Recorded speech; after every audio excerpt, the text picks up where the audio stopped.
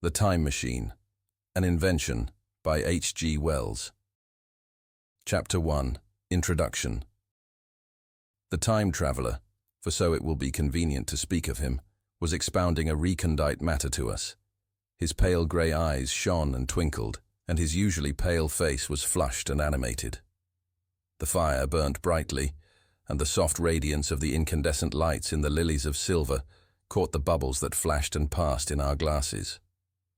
Our chairs, being his patents, embraced and caressed us rather than submitted to be sat upon, and there was that luxurious after-dinner atmosphere when thought runs gracefully free of the trammels of precision. And he put it to us in this way, marking the points with a lean forefinger, as we sat and lazily admired his earnestness over this new paradox, as we thought it, and his fecundity. You must follow me carefully. I shall have to controvert one or two ideas that are almost universally accepted. The geometry, for instance, they taught you at school, is founded on a misconception. Is not that rather a large thing to expect us to begin upon? Said Philby, an argumentative person with red hair. I do not mean to ask you to accept anything without reasonable ground for it. You will soon admit as much as I need from you. You know, of course, that a mathematical line, a line of thickness nil, has no real existence. They taught you that? Neither has a mathematical plane. These things are mere abstractions. That is all right, said the psychologist. Nor, having only length, breadth, and thickness, can a cube have a real existence. There I object, said Philby. Of course a solid body may exist. All real things. So most people think. But wait a moment. Can an instantaneous cube exist? Don't follow you, said Philby. Can a cube that does not last for any time at all have a real existence? Philby became pensive. Clearly, the time traveler proceeded, any real body must have extension in 4 directions. It must have length, breadth, thickness, and duration. But through a natural infirmity of the flesh, which I will explain to you in a moment, we incline to overlook this fact. There are really 4 dimensions, 3 which we call the 3 planes of space, and a 4th, time. There is, however, a tendency to draw an unreal distinction between the former 3 dimensions and the latter, because it happens that our consciousness moves intermittently in one direction along the latter from the beginning to the end of our lives. That, said a very young man, making spasmodic efforts to relight his cigar over the lamp, that, very clear indeed. Now, it is very remarkable that this is so extensively overlooked, continued the time traveller, with a slight accession of cheerfulness. Really, this is what is meant by the 4th dimension, though some people who talk about the 4th dimension do not know they mean it. It is only another way of looking at time. There is no difference between time and any of the 3 dimensions of space, except that our consciousness moves along it. But some foolish people have got hold of the wrong side of that idea. You have all heard what they have to say about this 4th dimension. I have not, said the provincial mayor. It is simply this, that space, as our mathematicians have it, is spoken of as having 3 dimensions, which one may call length, breadth, and thickness, and is always definable by reference to 3 planes, each at right angles to the others. But some philosophical people have been asking why 3 dimensions particularly, why not another direction at right angles to the other 3, and have even tried to construct a 4-dimensional geometry. Professor Simon Newcomb was expounding this to the New York Mathematical Society only a month or so ago. You know how, on a flat surface, which has only 2 dimensions, we can represent a figure of a 3-dimensional solid, and similarly, they think that by models of 3 dimensions, they could represent one of 4, if they could master the perspective of the thing, see? I think so, murmured the provincial mayor, and knitting his brows, he lapsed into an introspective state, his lips moving as one who repeats mystic words. Yes, I think I see it now, he said after some time, brightening in a quite transitory manner. Well, I do not mind telling you I have been at work upon this geometry of 4 dimensions for some time. Some of my results are curious. For instance, here is a portrait of a man at 8 years old, another at 15, another at 17, another at 23, and so on. All these are evidently sections, as it were, three-dimensional representations of his four-dimensioned being, which is a fixed and unalterable thing. Scientific people, proceeded the time traveler, after the pause required for the proper assimilation of this, know very well that time is only a kind of space. Here is a popular scientific diagram, a weather record. This line I trace with my finger shows the movement of the barometer. Yesterday it was so high. Yesterday night it fell. Then this morning it rose again, and so gently upward to here. Surely the mercury did not trace this line in any of the dimensions of space generally recognized. But certainly it traced such a line. And that line, therefore, we must conclude, was along the time dimension. But, said the medical man, staring hard at a coal in the fire, if time is really only a fourth dimension of space, why is it, and why has it always been, regarded as something different? And why cannot we move in time as we move about in the other dimensions of space? The time traveler smiled. Are you so sure we can move freely in space? Right and left we can go, backward and forward freely enough, and men always have done so. I admit we move freely in two dimensions. But how about up and down? Gravitation limits us there. Not exactly, said the medical man. There are balloons. But before the balloons, save for spasmodic jumping and the inequalities of the surface, man had no freedom of vertical movement.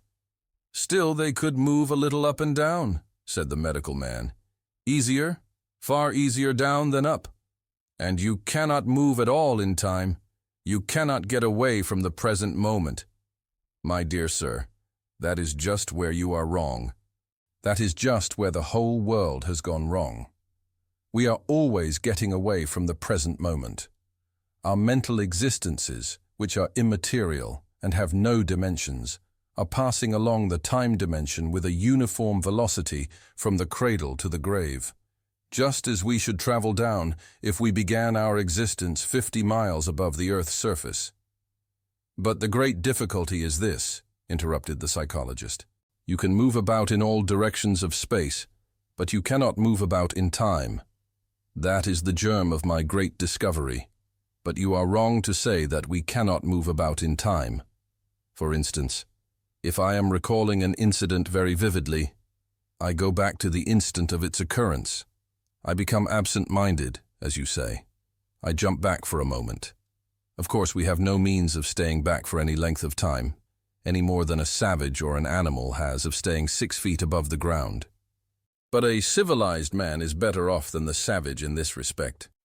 He can go up against gravitation in a balloon, and why should he not hope that ultimately he may be able to stop or accelerate his drift along the time dimension, or even turn about and travel the other way? Oh, this, began Philby, is all... Why not? Said the time traveler. It's against reason, said Philby.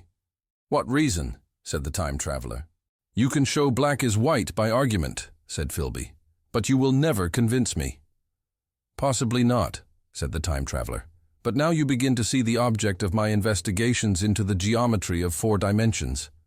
Long ago I had a vague inkling of a machine. To travel through time, exclaimed the very young man.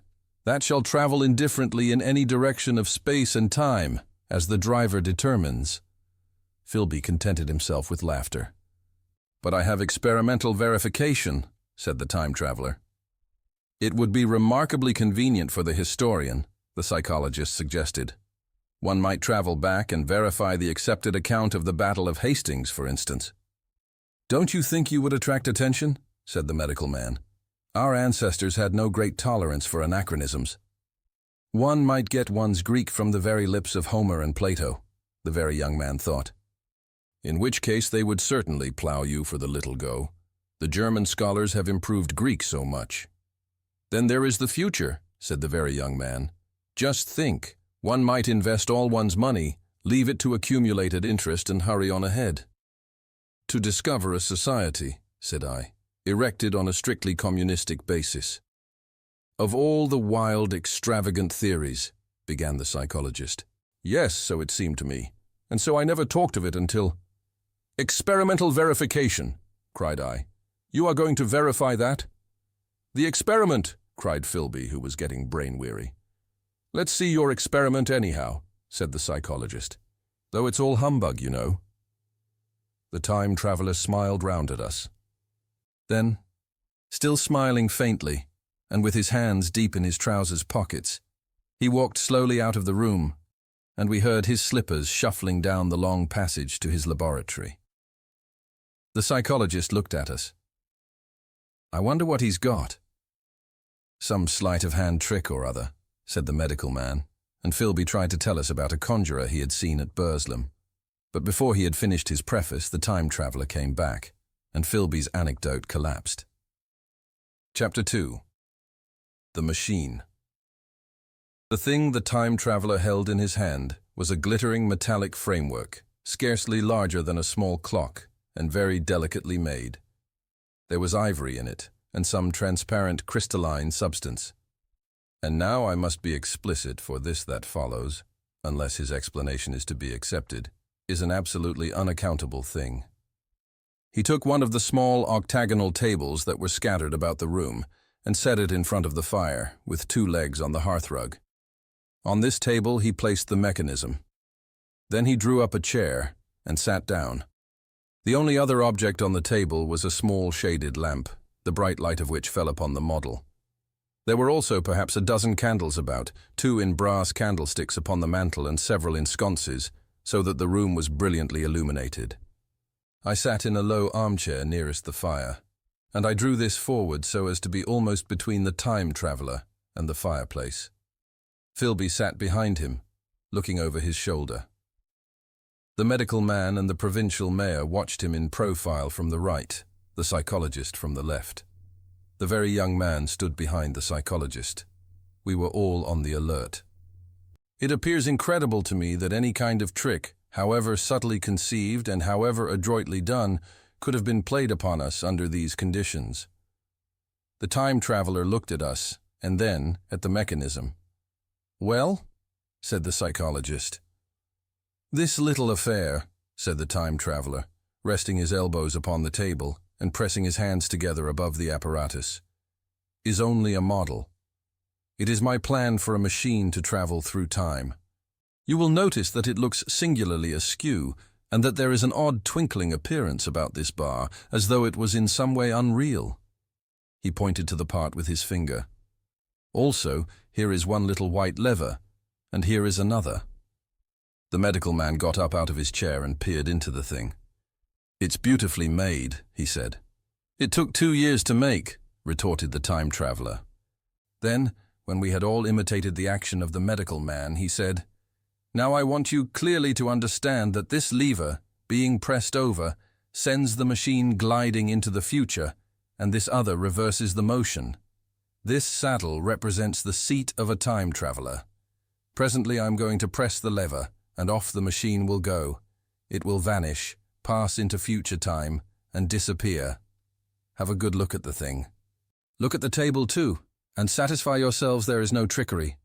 I don't want to waste this model, and then be told I'm a quack." There was a minute's pause, perhaps. The psychologist seemed about to speak to me, but changed his mind. Then the time traveler put forth his finger towards the lever. "No," he said suddenly. "Lend me your hand." And turning to the psychologist, he took that individual's hand in his own and told him to put out his forefinger. So that it was the psychologist himself who sent forth the model time machine on its interminable voyage. We all saw the lever turn. I am absolutely certain there was no trickery. There was a breath of wind, and the lamp flame jumped. One of the candles on the mantel was blown out, and the little machine suddenly swung round, became indistinct, was seen as a ghost for a second perhaps, as an eddy of faintly glittering brass and ivory, and it was gone. Vanished. Save for the lamp, the table was bare. Everyone was silent for a minute. Then Philby said he was damned. The psychologist recovered from his stupor and suddenly looked under the table. At that, the time traveler laughed cheerfully. "Well," he said, with a reminiscence of the psychologist. Then getting up, he went to the tobacco jar on the mantel, and with his back to us began to fill his pipe. We stared at each other. "Look here," said the medical man. "Are you in earnest about this?" Do you seriously believe that that machine has traveled into time? Certainly, said the time traveler, stooping to light a spill at the fire. Then he turned, lighting his pipe, to look at the psychologist's face. The psychologist, to show that he was not unhinged, helped himself to a cigar and tried to light it uncut. What is more, I have a big machine nearly finished in there, he indicated the laboratory.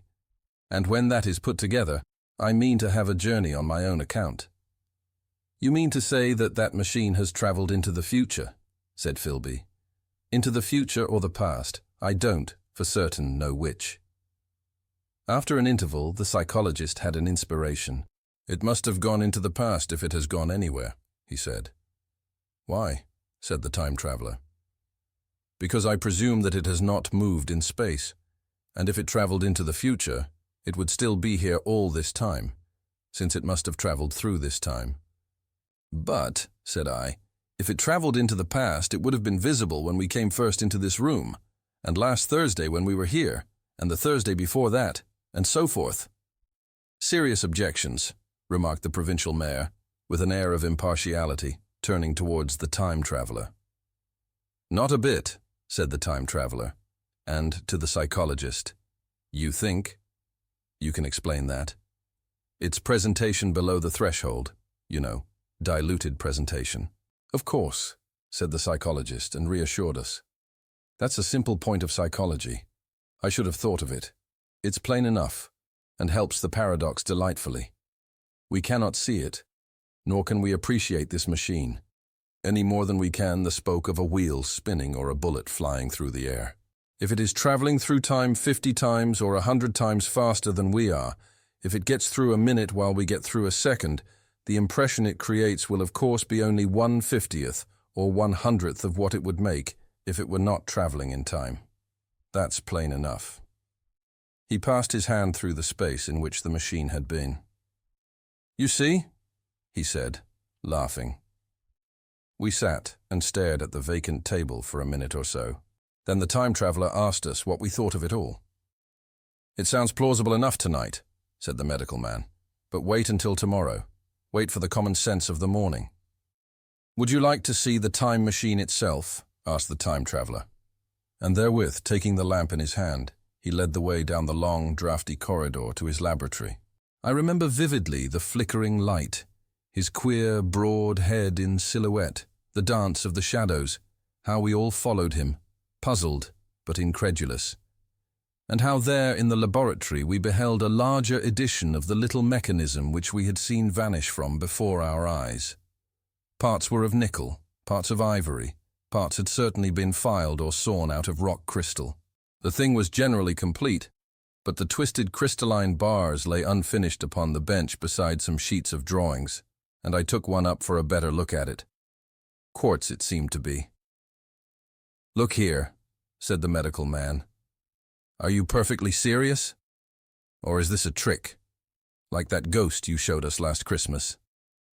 Upon that machine, said the time traveler, holding the lamp aloft. I intend to explore time.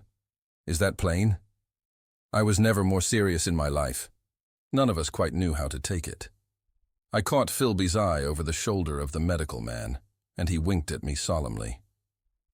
Chapter 3. The Time Traveler Returns. I think that at that time none of us quite believed in the time machine. The fact is, the time traveler was one of those men who are too clever to be believed. You never felt that you saw all round him. You always suspected some subtle reserve, some ingenuity in ambush, behind his lucid frankness. Had Philby shown the model and explained the matter in the time traveler's words, we should have shown him far less skepticism. For we should have perceived his motives. A pork butcher could understand Philby. But the time traveler had more than a touch of whim among his elements, and we distrusted him. Things that would have made the fame of a less clever man seemed tricks in his hands. It is a mistake to do things too easily.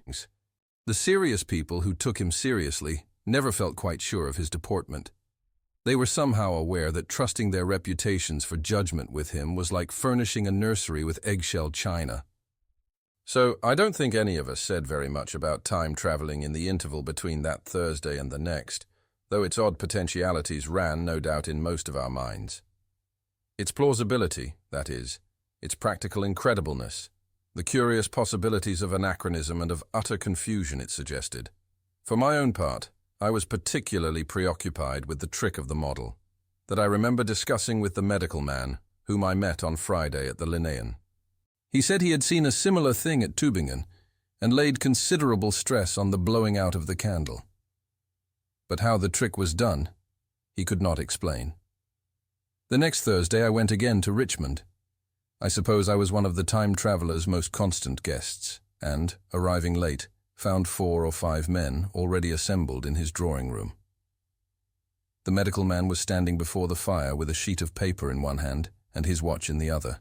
I looked round for the time traveller and, "It's 7:30 now," said the medical man. "I suppose we'd better have dinner." "Where's—" said I, naming our host. "You've just come? It's rather odd. He's unavoidably detained. He asks me in this note to lead off with dinner at 7 if he's not back. Says he'll explain when he comes." "It seems a pity to let the dinner spoil," said the editor of a well-known daily paper. And thereupon the doctor rang the bell. The psychologist was the only person besides the doctor and myself who had attended the previous dinner. The other men were blank, the editor aforementioned, a certain journalist, and another, a quiet, shy man with a beard, whom I didn't know, and who, as far as my observation went, never opened his mouth all the evening. There was some speculation at the dinner table about the time traveller's absence, and I suggested time travelling in a half-jocular spirit. The editor wanted that explained to him, and the psychologist volunteered a wooden account of the ingenious paradox and trick we had witnessed that day week. He was in the midst of his exposition when the door from the corridor opened slowly and without noise. I was facing the door and saw it first. "Hello," I said. "At last." And the door opened wider, and the time traveller stood before us. I gave a cry of surprise. "Good heavens! Man, what's the matter?" cried the medical man, who saw him next, and the whole tableful turned towards the door. He was in an amazing plight. His coat was dusty and dirty, and smeared with green down the sleeves, his hair disordered, and as it seemed to me greyer, either with dust and dirt, or because its colour had actually faded. His face was ghastly pale, his chin had a brown cut on it, a cut half-healed. His expression was haggard and drawn, as by intense suffering. For a moment he hesitated in the doorway, as if he had been dazzled by the light. Then he came into the room. He walked with just such a limp as I have seen in footsore tramps. We stared at him in silence, expecting him to speak. He said not a word, but came painfully to the table and made a motion towards the wine. The editor filled a glass of champagne and pushed it towards him. He drained it, and it seemed to do him good, for he looked round the table, and the ghost of his old smile flickered across his face. "What on earth have you been up to, man?" said the doctor. The time traveller did not seem to hear. "Don't let me disturb you," he said with a certain faltering articulation. "I'm all right." He stopped, held out his glass for more, and took it off at a draught. "That's good," he said. His eyes grew brighter, and a faint colour came into his cheeks. His glance flickered over our faces with a certain dull approval, and then went round the warm and comfortable room. Then he spoke again, still as it were feeling his way among his words. "I'm going to wash and dress, and then I'll come down and explain things. Save me some of that mutton. I'm starving for a bit of meat." He looked across at the editor, who was a rare visitor, and hoped he was all right. The editor began a question. "Tell you presently," said the time traveller. "I'm funny. Be all right in a minute." He put down his glass and walked towards the staircase door. Again I remarked his lameness and the soft padding sound of his footfall, and standing up in my place, I saw his feet as he went out. He had nothing on them but a pair of tattered, blood-stained socks. Then the door closed upon him. I had half a mind to follow, till I remembered how he detested any fuss about himself. For a minute, perhaps, My mind was wool gathering. Then, remarkable behavior of an eminent scientist, I heard the editor say, thinking, after his wont, in headlines. And this brought my attention back to the bright dinner table. "What's the game?" said the journalist. "Has he been doing the amateur cadger? I don't follow." I met the eye of the psychologist and read my own interpretation in his face. I thought of the time traveler limping painfully upstairs. I don't think anyone else had noticed his lameness. The first to recover completely from this surprise was the medical man, who rang the bell. The time traveler hated to have servants waiting at dinner, for a hot plate. At that, the editor turned to his knife and fork with a grunt, and the silent man followed suit. The dinner was resumed. Conversation was exclamatory for a little while, with gaps of wonderment. And then the editor got fervent in his curiosity.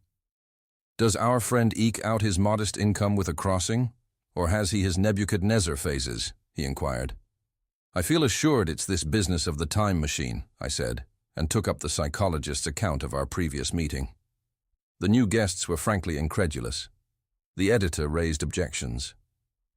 What was this time traveling? A man couldn't cover himself with dust by rolling in a paradox, could he? And then, as the idea came home to him, he resorted to caricature. Hadn't they any clothes brushes in the future? The journalist, too, would not believe at any price, and joined the editor in the easy work of heaping ridicule on the whole thing.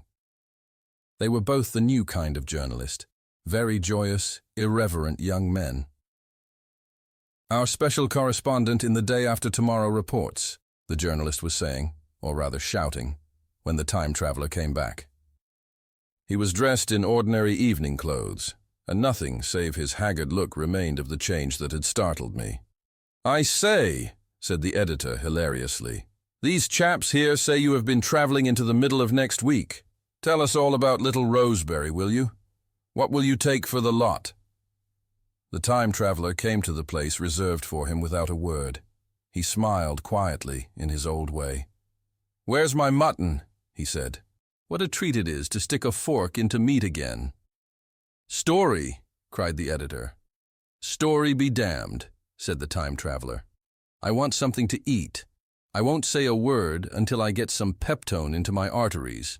Thanks. And the salt." "One word," said I. "Have you been time traveling?" "Yes," said the time traveler, with his mouth full, nodding his head. "I'd give $1 a line for a verbatim note," said the editor. The time traveler pushed his glass towards the silent man and rang it with his fingernail, at which the silent man, who had been staring at his face, started convulsively and poured him wine. The rest of the dinner was uncomfortable. For my own part, sudden questions kept on rising to my lips, and I dare say it was the same with the others. The journalist tried to relieve the tension by telling anecdotes of Hetty Potter. The time traveler devoted his attention to his dinner and displayed the appetite of a tramp. The medical man smoked a cigarette and watched the time traveler through his eyelashes. The silent man seemed even more clumsy than usual and drank champagne with regularity and determination out of sheer nervousness. At last, the time traveler pushed his plate away and looked round us. "I suppose I must apologize," he said. "I was simply starving. I've had a most amazing time." He reached out his hand for a cigar and cut the end. "But come into the smoking room. It's too long a story to tell over greasy plates." And ringing the bell in passing, he led the way into the adjoining room. "You have told blank and dash and chose about the machine," he said to me, leaning back in his easy chair and naming the 3 new guests. "But the thing's a mere paradox," said the editor. "I can't argue tonight. I don't mind telling you the story, but I can't argue." "I will," he went on, "tell you the story of what has happened to me if you like, but you must refrain from interruptions. I want to tell it.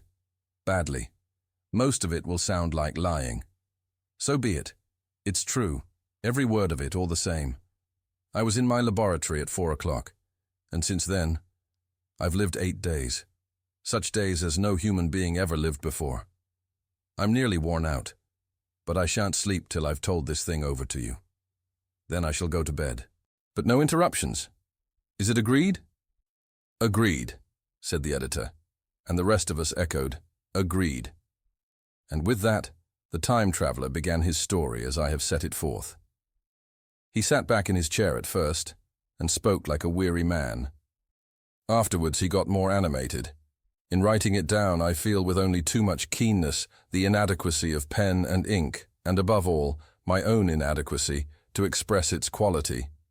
You read, I will suppose, attentively enough, but you cannot see the speaker's white, sincere face in the bright circle of the little lamp, nor hear the intonation of his voice. You cannot know how his expression followed the turns of his story. Most of us hearers were in shadow, for the candles in the smoking room had not been lighted, and only the face of the journalist and the legs of the silent man from the knees downward were illuminated. At first we glanced now and again at each other. After a time we ceased to do that, and looked only at the time traveler's face. Chapter 4. Time Traveling. I told some of you last Thursday of the principles of the time machine, and showed you the actual thing itself, incomplete in the workshop. There it is now, a little travel-worn truly, and one of the ivory bars is cracked and a brass rail bent, but the rest of it's sound enough. I expected to finish it on Friday, but on Friday, when the putting together was nearly done, I found that one of the nickel bars was exactly 1 inch too short, and this I had to get remade, so that the thing was not complete until this morning. It was at 10 o'clock today that the first of all time machines began its career. I gave it a last tap, tried all the screws again, put one more drop of oil on the quartz rod, and sat myself in the saddle. I suppose a suicide who holds a pistol to his skull feels much the same wonder at what will come next as I felt then. I took the starting lever in one hand and the stopping one in the other, pressed the first and almost immediately the second. I seemed to reel. I felt a nightmare sensation of falling, and looking round, I saw the laboratory exactly as before. Had anything happened? For a moment I suspected that my intellect had tricked me. Then I noted the clock. A moment before, as it seemed, it had stood at a minute or so past 10. Now it was nearly 3:30. I drew a breath, set my teeth, gripped the starting lever with both hands, and went off with a thud. The laboratory got hazy and went dark. Mrs. Watchett came in and walked, apparently without seeing me, towards the garden door. I suppose it took her a minute or so to traverse the place, but to me she seemed to shoot across the room like a rocket. I pressed the lever over to its extreme position. The night came like the turning out of a lamp, and in another moment came tomorrow. The laboratory grew faint and hazy, then fainter and ever fainter. Tomorrow night came black, then day again, night again, day again, faster and faster still. An eddying murmur filled my ears, and a strange dumb confusedness descended on my mind. I am afraid I cannot convey the peculiar sensations of time traveling. They are excessively unpleasant. There is a feeling exactly like that one has upon a switchback, of a helpless, headlong motion. I felt the same horrible anticipation, too, of an imminent smash. As I put on pace, night followed day like the flapping of a black wing. The dim suggestion of the laboratory seemed presently to fall away from me, and I saw the sun hopping swiftly across the sky, leaping it every minute, and every minute marking a day. I supposed the laboratory had been destroyed, and I had come into the open air. I had a dim impression of scaffolding, but I was already going too fast to be conscious of any moving things. The slowest snail that ever crawled dashed by too fast for me. The twinkling succession of darkness and light was excessively painful to the eye. Then, in the intermittent darknesses, I saw the moon spinning swiftly through her quarters from new to full, and had a faint glimpse of the circling stars. Presently, as I went on, still gaining velocity, the palpitation of night and day merged into one continuous grayness. The sky took on a wonderful deepness of blue, a splendid luminous color like that of early twilight. The jerking sun became a streak of fire, a brilliant arch, in space, the moon a fainter, fluctuating band, and I could see nothing of the stars, save now and then a brighter circle flickering in the blue. The landscape was misty and vague. I was still on the hillside upon which this house now stands, and the shoulder rose above me, gray and dim. I saw trees growing and changing like puffs of vapor, now brown, now green. They grew, spread, shivered, and passed away. I saw huge buildings rise up faint and fair, and pass like dreams. The whole surface of the earth seemed changed, melting and flowing under my eyes. The little hands upon the dials that registered my speed raced round faster and faster. Presently I noted that the sunbelt swayed up and down, from solstice to solstice, in a minute or less, and that consequently my pace was over a year a minute, and minute by minute the white snow flashed across the world and vanished, and was followed by the bright, brief green of spring. The unpleasant sensations of the start were less poignant now. They merged at last into a kind of hysterical exhilaration. I remarked, indeed, a clumsy swaying of the machine, for which I was unable to account. But my mind was too confused to attend to it, so with a kind of madness growing upon me, I flung myself into futurity. At first I scarce thought of stopping, scarce thought of anything but these new sensations.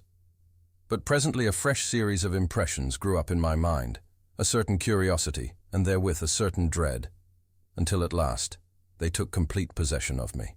What strange developments of humanity, what wonderful advances upon our rudimentary civilization, I thought, might not appear when I came to look nearly into the dim, elusive world that raced and fluctuated before my eyes. I saw great and splendid architecture rising about me, more massive than any buildings of our own time, and yet, as it seemed, built of glimmer and mist.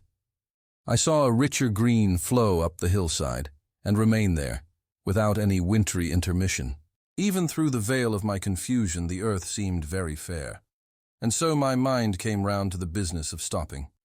The peculiar risk lay in the possibility of my finding some substance in the space which I or the machine occupied. So long as I travelled at a high velocity through time, this scarcely mattered. I was, so to speak, attenuated, was slipping like a vapor through the interstices of intervening substances. But to come to a stop involved the jamming of myself molecule by molecule into whatever lay in my way, meant bringing my atoms into such intimate contact with those of the obstacle that a profound chemical reaction, possibly a far-reaching explosion, would result, and blow myself and my apparatus out of all possible dimensions into the unknown. This possibility had occurred to me again and again while I was making the machine, but then I had cheerfully accepted it as an unavoidable risk, one of the risks a man has got to take. Now the risk was inevitable. I no longer saw it in the same cheerful light. The fact is that, insensibly, the absolute strangeness of everything, the sickly jarring and swaying of the machine, above all, the feeling of prolonged falling, had absolutely upset my nerves. I told myself that I could never stop, and with a gust of petulance, I resolved to stop forthwith. Like an impatient fool, I lugged over the lever, and incontinently the thing went reeling over, and I was flung headlong through the air. There was the sound of a clap of thunder in my ears. I may have been stunned for a moment. A pitiless hail was hissing round me, and I was sitting on soft turf in front of the overset machine. Everything still seemed gray, but presently I remarked that the confusion in my ears was gone. I looked around me. I was on what seemed to be a little lawn in a garden, surrounded by rhododendron bushes, and I noticed that their mauve and purple blossoms were dropping in a shower under the beating of the hailstones. The rebounding, dancing hail hung in a little cloud over the machine and drove along the ground like smoke. In a moment I was wet to the skin. "Fine hospitality," said I, "to a man who has travelled innumerable years to see you." Presently I thought what a fool I was to get wet. I stood up and looked round me. A colossal figure, carved apparently in some white stone, loomed indistinctly beyond the rhododendrons through the hazy downpour, but all else of the world was invisible. My sensations would be hard to describe. As the columns of hail grew thinner, I saw the white figure more distinctly. It was very large, for a silver birch tree touched its shoulder. It was of white marble, in shape something like a winged sphinx, But the wings, instead of being carried vertically at the sides, were spread so that it seemed to hover. The pedestal, it appeared to me, was of bronze, and was thick with verdigris. It chanced that the face was towards me. The sightless eyes seemed to watch me. There was the faint shadow of a smile on the lips. It was greatly weather-worn, and that imparted an unpleasant suggestion of disease. I stood looking at it for a little space, half a minute, perhaps, or half an hour. It seemed to advance and to recede as the hail drove before it denser or thinner. At last I tore my eyes from it for a moment, and saw that the hail curtain had worn threadbare, and that the sky was lightening with the promise of the sun. I looked up again at the crouching white shape, and the full temerity of my voyage came suddenly upon me. What might appear when that hazy curtain was altogether withdrawn? What might not have happened to men? What if cruelty had grown into a common passion? What if in this interval the race had lost its manliness and had developed into something inhuman, unsympathetic, and overwhelmingly powerful? I might seem some old-world savage animal, only the more dreadful and disgusting for our common likeness, a foul creature to be incontinently slain. Already I saw other vast shapes, huge buildings with intricate parapets and tall columns, with a wooded hillside dimly creeping in upon me through the lessening storm. I was seized with a panic fear. I turned frantically to the time machine and strove hard to readjust it. As I did so, the shafts of the sun smote through the thunderstorm. The gray downpour was swept aside and vanished like the trailing garments of a ghost. Above me, in the intense blue of the summer sky, some faint brown shreds of cloud whirled into nothingness. The great buildings about me stood out clear and distinct, shining with the wet of the thunderstorm, and picked out in white by the unmelted hailstones piled along their courses. I felt naked in a strange world. I felt as perhaps a bird may feel in the clear air, knowing the hawk wings above and will swoop. My fear grew to frenzy. I took a breathing space, set my teeth, and again grappled fiercely, wrist and knee, with the machine. It gave under my desperate onset and turned over. It struck my chin violently. One hand on the saddle, the other on the lever, I stood panting heavily in attitude to mount again. But with this recovery of a prompt retreat, my courage recovered. I looked more curiously and less fearfully at this world of the remote future. In a circular opening, high up in the wall of the nearer house, I saw a group of figures clad in rich, soft robes. They had seen me, and their faces were directed towards me. Then I heard voices approaching me. Coming through the bushes by the white Sphinx were the heads and shoulders of men running. One of these emerged in a pathway leading straight to the little lawn upon which I stood with my machine. He was a slight creature, perhaps 4 feet high, clad in a purple tunic, girdled at the waist with a leather belt. Sandals or buskins, I could not clearly distinguish which, were on his feet. His legs were bare to the knees, and his head was bare. Noticing that, I noticed for the first time how warm the air was. He struck me as being a very beautiful and graceful creature, but indescribably frail. His flushed face reminded me of the more beautiful kind of consumptive, that hectic beauty of which we used to hear so much. At the sight of him, I suddenly regained confidence. I took my hands from the machine. Chapter 5. In the Golden Age. In another moment we were standing face to face, I and this fragile thing out of futurity. He came straight up to me and laughed into my eyes. The absence from his bearing of any sign of fear struck me at once. Then he turned to the 2 others who were following him, and spoke to them in a strange and very sweet and liquid tongue. There were others coming, and presently a little group of perhaps 8 or 10 of these exquisite creatures were about me. One of them addressed me. It came into my head, oddly enough, that my voice was too harsh and deep for them. So I shook my head, and pointing to my ears, shook it again. He came a step forward, hesitated, and then touched my hand. Then I felt other soft little tentacles upon my back and shoulders. They wanted to make sure I was real. There was nothing in this at all alarming. Indeed, there was something in these pretty little people that inspired confidence, a graceful gentleness, a certain childlike ease. And besides, they looked so frail that I could fancy myself flinging the whole dozen of them about like ninepins. But I made a sudden motion to warn them when I saw their little pink hands feeling at the time machine. Happily then, when it was not too late, I thought of a danger I had hitherto forgotten, and reaching over the bars of the machine, I unscrewed the little levers that would set it in motion, and put these in my pocket. Then I turned again to see what I could do in the way of communication. And then, looking more nearly into their features, I saw some further peculiarities in their Dresden china type of prettiness. Their hair, which was uniformly curly, came to a sharp end at the neck and cheek. There was not the faintest suggestion of it on the face, and their ears were singularly minute. The mouths were small, with bright red, rather thin lips, and the little chins ran to a point. The eyes were large and mild, and, this may seem egotism on my part, I fancied even that there was a certain lack of the interest I might have expected in them.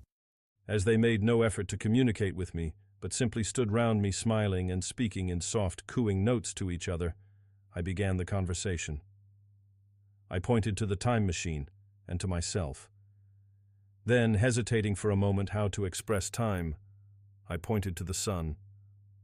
At once, a quaintly pretty little figure in checkered purple and white followed my gesture, and then astonished me by imitating the sound of thunder. For a moment I was staggered, though the import of his gesture was plain enough. The question had come into my mind abruptly. Were these creatures fools? You may hardly understand how it took me. You see, I had always anticipated that the people of the year 802,000 odd would be incredibly in front of us in knowledge, art, everything. Then one of them suddenly asked me a question that showed him to be on the intellectual level of one of our 5-year-old children. Asked me, in fact, if I had come from the sun in a thunderstorm. It let loose the judgment I had suspended upon their clothes, their frail light limbs and fragile features. A flow of disappointment rushed across my mind. For a moment I felt that I had built the time machine in vain. I nodded, pointed to the sun, and gave them such a vivid rendering of a thunderclap as startled them. They all withdrew a pace or so and bowed. Then came one laughing towards me, carrying a chain of beautiful flowers altogether new to me, and put it about my neck. The idea was received with melodious applause, and presently they were all running to and fro for flowers, and laughingly flinging them upon me until I was almost smothered with blossom. You who have never seen the like can scarcely imagine what delicate and wonderful flowers countless years of culture had created. Then someone suggested that their plaything should be exhibited in the nearest building, and so I was led past the Sphinx of white marble, which had seemed to watch me all the while with a smile at my astonishment, towards a vast grey edifice of fretted stone. As I went with them, the memory of my confident anticipations of a profoundly grave and intellectual posterity came, with irresistible merriment, to my mind. The building had a huge entry, and was altogether of colossal dimensions. I was naturally most occupied with the growing crowd of little people, and with the big open portals that yawned before me, shadowy and mysterious. My general impression of the world I saw over their heads was a tangled waste of beautiful bushes and flowers, a long, neglected and yet weedless garden. I saw a number of tall spikes of strange white flowers, measuring a foot perhaps across the spread of the waxen petals. They grew scattered, as if wild, among the variegated shrubs, but, as I say, I did not examine them closely at this time. The time machine was left deserted on the turf among the rhododendrons. The arch of the doorway was richly carved, but naturally I did not observe the carving very narrowly, though I fancied I saw suggestions of old Phoenician decorations as I passed through, and it struck me that they were very badly broken and weather-worn. Several more brightly clad people met me in the doorway, and so we entered, I, dressed in dingy 19th-century garments, looking grotesque enough, garlanded with flowers, and surrounded by an eddying mass of bright, soft-colored robes and shining white limbs in a melodious whirl of laughter and laughing speech. The big doorway opened into a proportionately great hall hung with brown. The roof was in shadow, and the windows, partially glazed with colored glass and partially unglazed, admitted a tempered light. The floor was made up of huge blocks of some very hard white metal, not plates nor slabs, blocks, and it was so much worn, as I judged by the going to and fro of past generations, as to be deeply channeled along the more frequented ways. Transverse to the length were innumerable tables made of slabs of polished stone, raised perhaps a foot from the floor, and upon these were heaps of fruits. Some I recognized as a kind of hypertrophied raspberry and orange, but for the most part they were strange. Between the tables was scattered a great number of cushions. Upon these my conductors seated themselves, signing for me to do likewise. With a pretty absence of ceremony, they began to eat the fruit with their hands, flinging peel and stalks and so forth into the round openings in the sides of the tables. I was not loath to follow their example, for I felt thirsty and hungry. As I did so, I surveyed the hall at my leisure. And perhaps the thing that struck me most was its dilapidated look. The stained glass windows, which displayed only a geometrical pattern, were broken in many places, and the curtains that hung across the lower end were thick with dust. And it caught my eye that the corner of the marble table near me was fractured. Nevertheless, the general effect was extremely rich and picturesque. There were perhaps a couple of hundred people dining in the hall, and most of them, seated as near to me as they could come, were watching me with interest, their little eyes shining over the fruit they were eating. All were clad in the same soft and yet strong, silky material. Fruit, by the by, was all their diet. These people of the remote future were strict vegetarians, and while I was with them, in spite of some carnal cravings, I had to be frugivorous also. Indeed, I found afterwards that horses, cattle, sheep, dogs had followed the ichthyosaurus into extinction. But the fruits were very delightful. One in particular that seemed to be in season all the time I was there, a flowery thing in a three-sided husk, was especially good, and I made it my staple. At first I was puzzled by all these strange fruits, and by the strange flowers I saw, but later I began to perceive their import. However, I am telling you of my fruit dinner in the distant future now. So soon as my appetite was a little checked, I determined to make a resolute attempt to learn the speech of these new men of mine. Clearly that was the next thing to do. The fruit seemed a convenient thing to begin upon, and holding one of these up I began a series of interrogative sounds and gestures. I had some considerable difficulty in conveying my meaning. At first my efforts met with a stare of surprise or inextinguishable laughter. But presently, a fair-haired little creature seemed to grasp my intention and repeated a name. They had to chatter and explain the business at great length to each other, and my first attempts to make the exquisite little sounds of their language caused an immense amount of genuine, if uncivil, amusement. However, I felt like a schoolmaster amidst children, and persisted, and presently I had a score of noun substantives at least at my command, and then I got to demonstrative pronouns, and even the verb to eat. But it was slow work, and the little people soon tired and wanted to get away from my interrogations, so I determined, rather of necessity, to let them give their lessons in little doses when they felt inclined. And very little doses I found they were before long, for I never met people more indolent or more easily fatigued. Chapter 6. The Sunset of Mankind. A queer thing I soon discovered about my little hosts, and that was their lack of interest.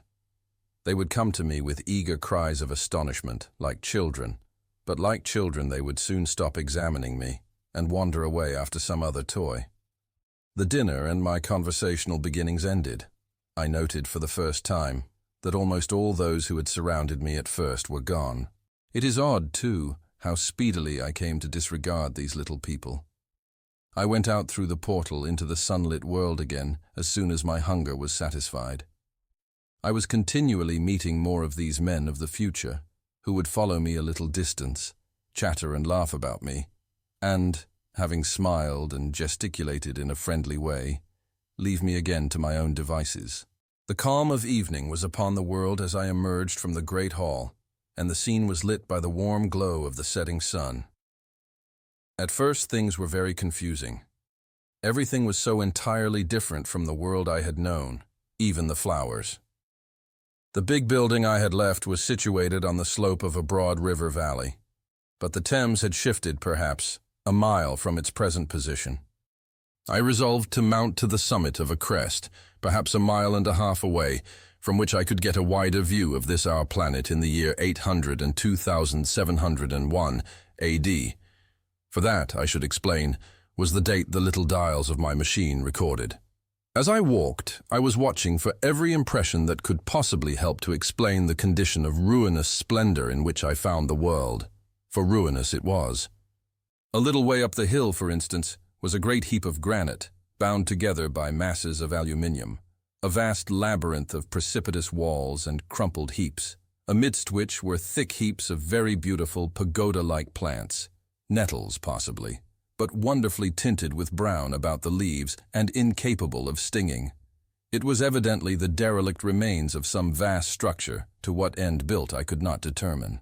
It was here that I was destined, at a later date, to have a very strange experience, the first intimation of a still stranger discovery, but of that I will speak in its proper place.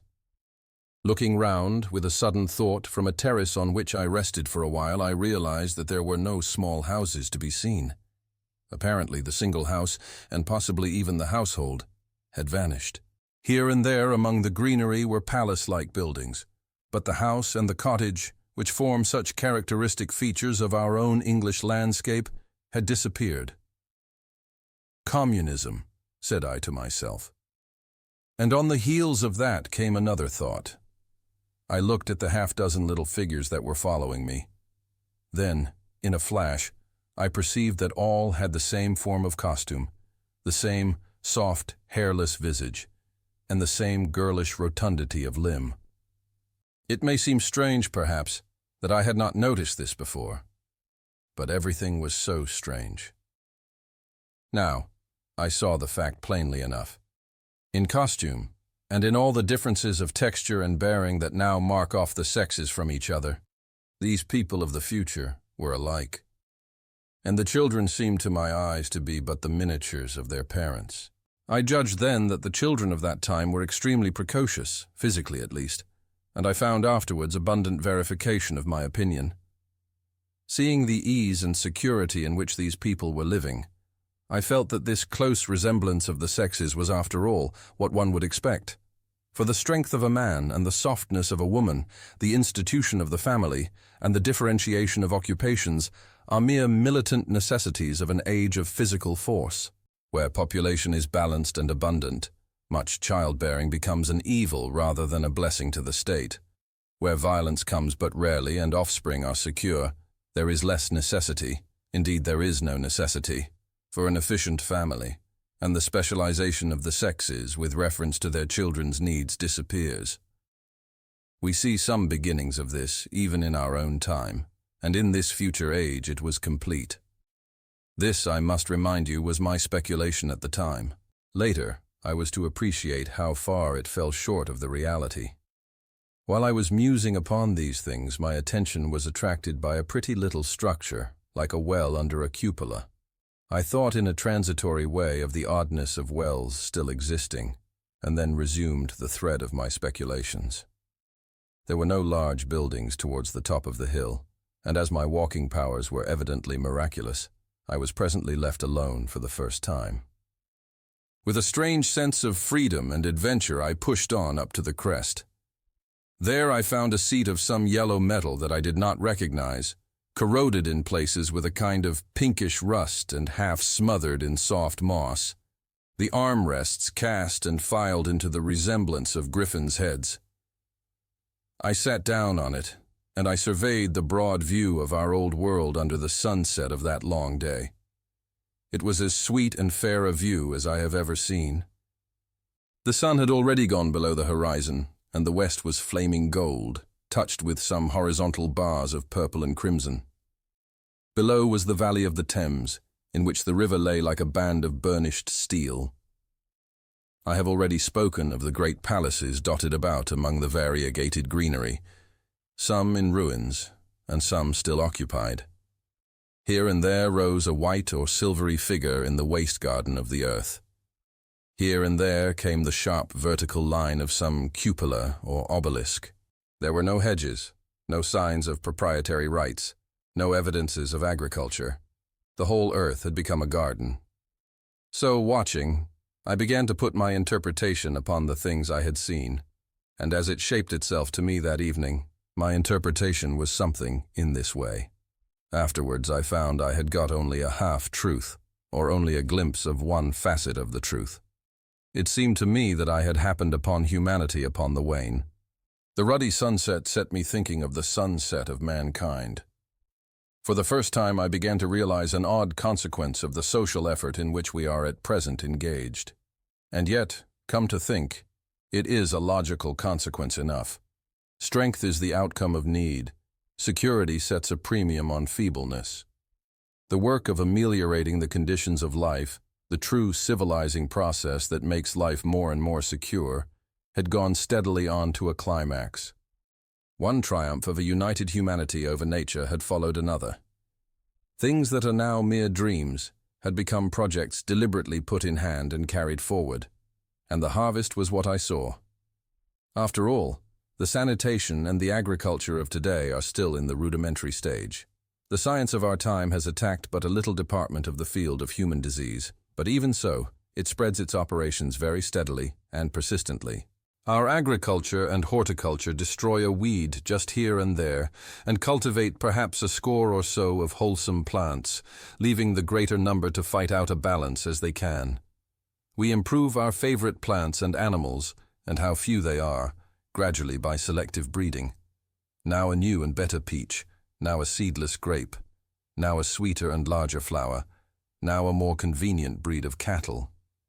We improve them gradually because our ideals are vague and tentative, and our knowledge is very limited, because nature too is shy and slow in our clumsy hands. Someday all this will be better organized, and still better. That is the drift of the current, in spite of the eddies. The whole world will be intelligent, educated, and cooperating. Things will move faster and faster towards the subjugation of nature. In the end, wisely and carefully, we shall readjust the balance of animal and vegetable life to suit our human needs. This adjustment, I say, must have been done, and done well. Done indeed for all time, in the space of time across which my machine had leapt. The air was free from gnats, the earth from weeds or fungi. Everywhere were fruits and sweet and delightful flowers. Brilliant butterflies flew hither and thither. The ideal of preventive medicine was attained. Diseases had been stamped out. I saw no evidence of any contagious diseases during all my stay, and I shall have to tell you later that even the processes of putrefaction and decay had been profoundly affected by these changes. Social triumphs, too, had been affected. I saw mankind housed in splendid shelters, gloriously clothed, and as yet I had found them engaged in no toil. There were no signs of struggle, neither social nor economical struggle. The shop, the advertisement, traffic, all that commerce which constitutes the body of our world, was gone. It was natural on that golden evening that I should jump at the idea of a social paradise. The difficulty of increasing population had been met, I guessed, and population had ceased to increase. But with this change in condition comes inevitably adaptations to the change. What, unless biological science is a mass of errors, is the cause of human intelligence and vigor? Hardship and freedom, conditions under which the active, strong, and subtle survive and the weaker go to the wall. Conditions that put a premium upon the loyal alliance of capable men, upon self-restraint, patience, and decision. And the institution of the family, and the emotions that arise therein, the fierce jealousy, the tenderness for offspring, parental self-devotion, all found their justification and support in the imminent dangers of the young. Now, where are these imminent dangers? There is a sentiment arising, and it will grow, against connubial jealousy, against fierce maternity, against passion of all sorts. Unnecessary things now, and things that make us uncomfortable, savage survivals, discords in a refined and pleasant life. I thought of the physical slightness of the people, their lack of intelligence, and those big abundant ruins, and it strengthened my belief in a perfect conquest of nature. For after the battle comes quiet. Humanity had been strong, energetic, and intelligent, and had used all its abundant vitality to alter the conditions under which it lived. And now came the reaction of the altered conditions. Under the new conditions of perfect comfort and security, that restless energy, that with us is strength, would become weakness. Even in our own time, certain tendencies and desires, once necessary to survival, are a constant source of failure. Physical courage and the love of battle, for instance, are no great help, may even be hindrances, to a civilized man. And in a state of physical balance and security, power, intellectual as well as physical, would be out of place. For countless years I judged there had been no danger of war or solitary violence, no danger from wild beasts, no wasting disease to require strength of constitution, no need of toil. For such a life, what we should call the weak are as well equipped as the strong, are indeed no longer weak. Better equipped indeed they are, for the strong would be fretted by an energy for which there was no outlet.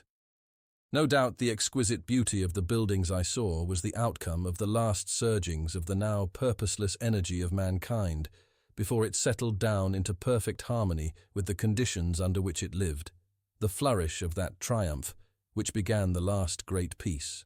This has ever been the fate of energy in security. It takes to art and to eroticism, and then come languor and decay.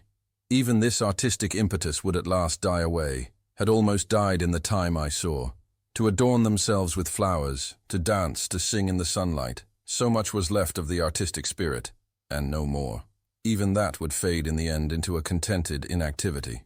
We are kept keen on the grindstone of pain and necessity, and it seemed to me that here was that hateful grindstone broken at last. As I stood there in the gathering dark, I thought that in this simple explanation I had mastered the problem of the world, mastered the whole secret of these delicious people. Possibly the checks they had devised for the increase of population had succeeded too well, and their numbers had rather diminished than kept stationary. That would account for the abandoned ruins. Very simple was my explanation, and plausible enough, as most wrong theories are. Chapter 7. A Sudden Shock.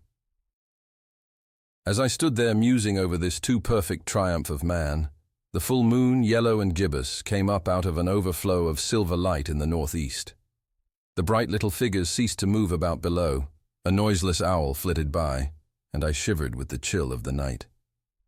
I determined to descend and find where I could sleep. I looked for the building I knew. Then my eye traveled along to the figure of the white Sphinx upon the pedestal of bronze, growing distinct as the light of the rising moon grew brighter. I could see the silver birch against it. There was the tangle of rhododendron bushes, black in the pale light, and there was the little lawn. I looked at the lawn again. A queer doubt chilled my complacency. No, said I stoutly to myself, that was not the lawn.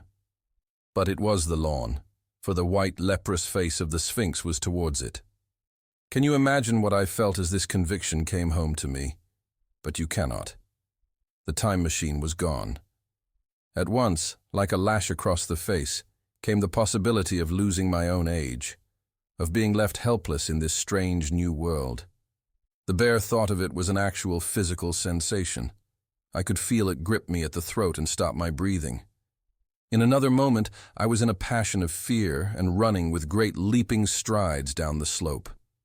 Once I fell headlong and cut my face. I lost no time in stanching the blood, but jumped up and ran on, with a warm trickle down my cheek and chin. All the time I ran, I was saying to myself, "They have moved it a little, pushed it under the bushes out of the way." Nevertheless, I ran with all my might. All the time, with the certainty that sometimes comes with excessive dread, I knew that such assurance was folly, knew instinctively that the machine was removed out of my reach. My breath came with pain. I suppose I covered the whole distance from the hill crest to the little lawn, 2 miles perhaps, in 10 minutes. And I am not a young man. I cursed aloud as I ran, at my confident folly in leaving the machine, wasting good breath thereby. I cried aloud, and none answered. Not a creature seemed to be stirring in that moonlit world. When I reached the lawn, my worst fears were realized. Not a trace of the thing was to be seen. I felt faint and cold when I faced the empty space among the black tangle of bushes. I ran round it furiously, as if the thing might be hidden in a corner, and then stopped abruptly, with my hands clutching my hair. Above me towered the Sphinx, upon the bronze pedestal, white, shining, leprous, in the light of the rising moon. It seemed to smile in mockery of my dismay.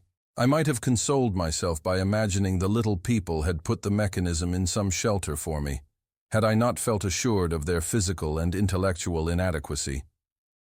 That is what dismayed me, the sense of some hitherto unsuspected power, through whose intervention my invention had vanished.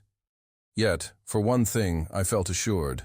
Unless some other age had produced its exact duplicate, the machine could not have moved in time. The attachment of the levers, I will show you the method later, prevented anyone from tampering with it in that way when they were removed. It had moved, and was hid, only in space. But then, where could it be?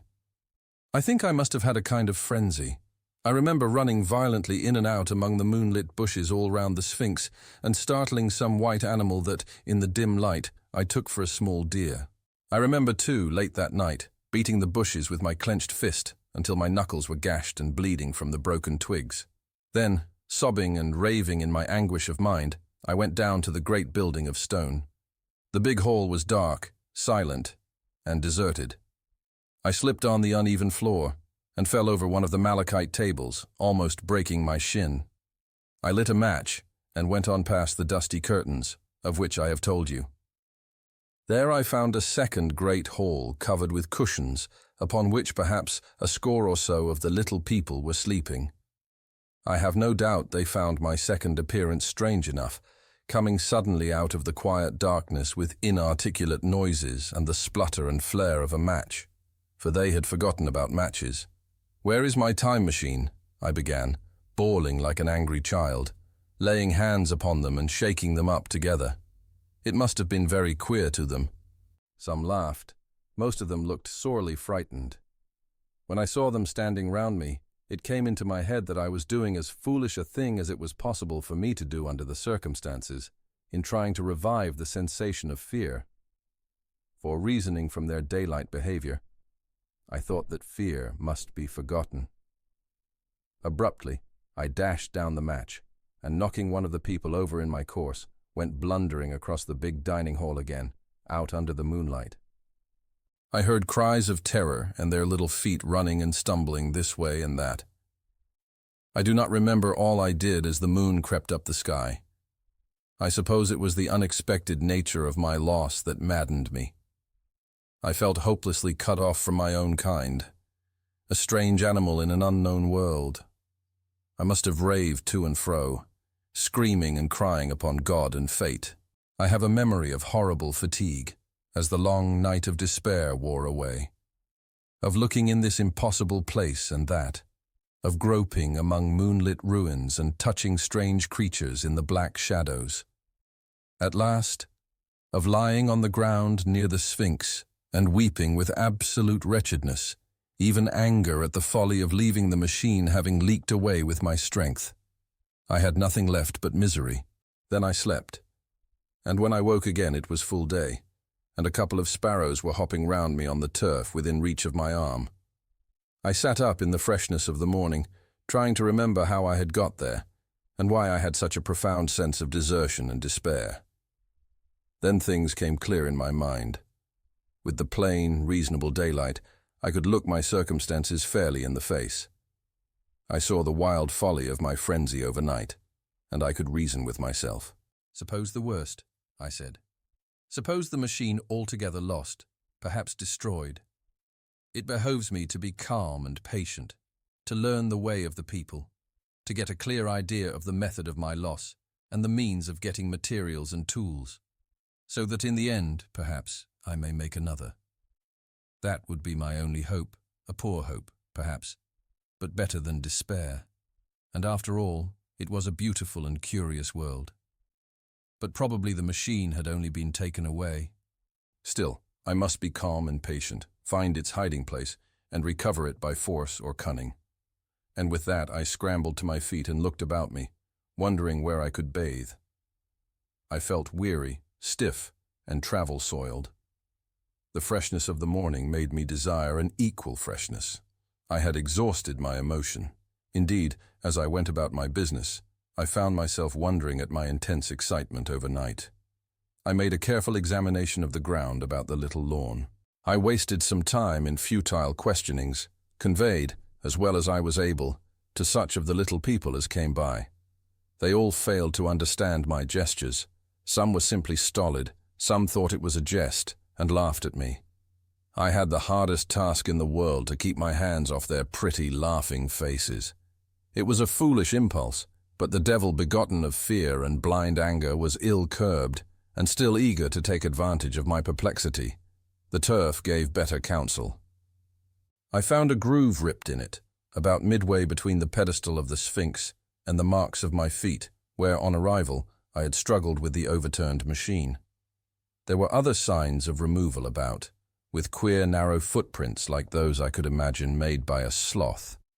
This directed my closer attention to the pedestal.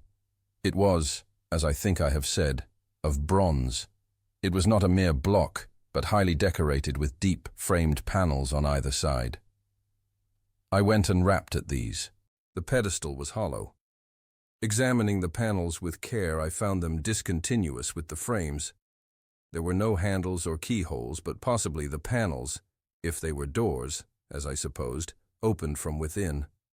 One thing was clear enough to my mind.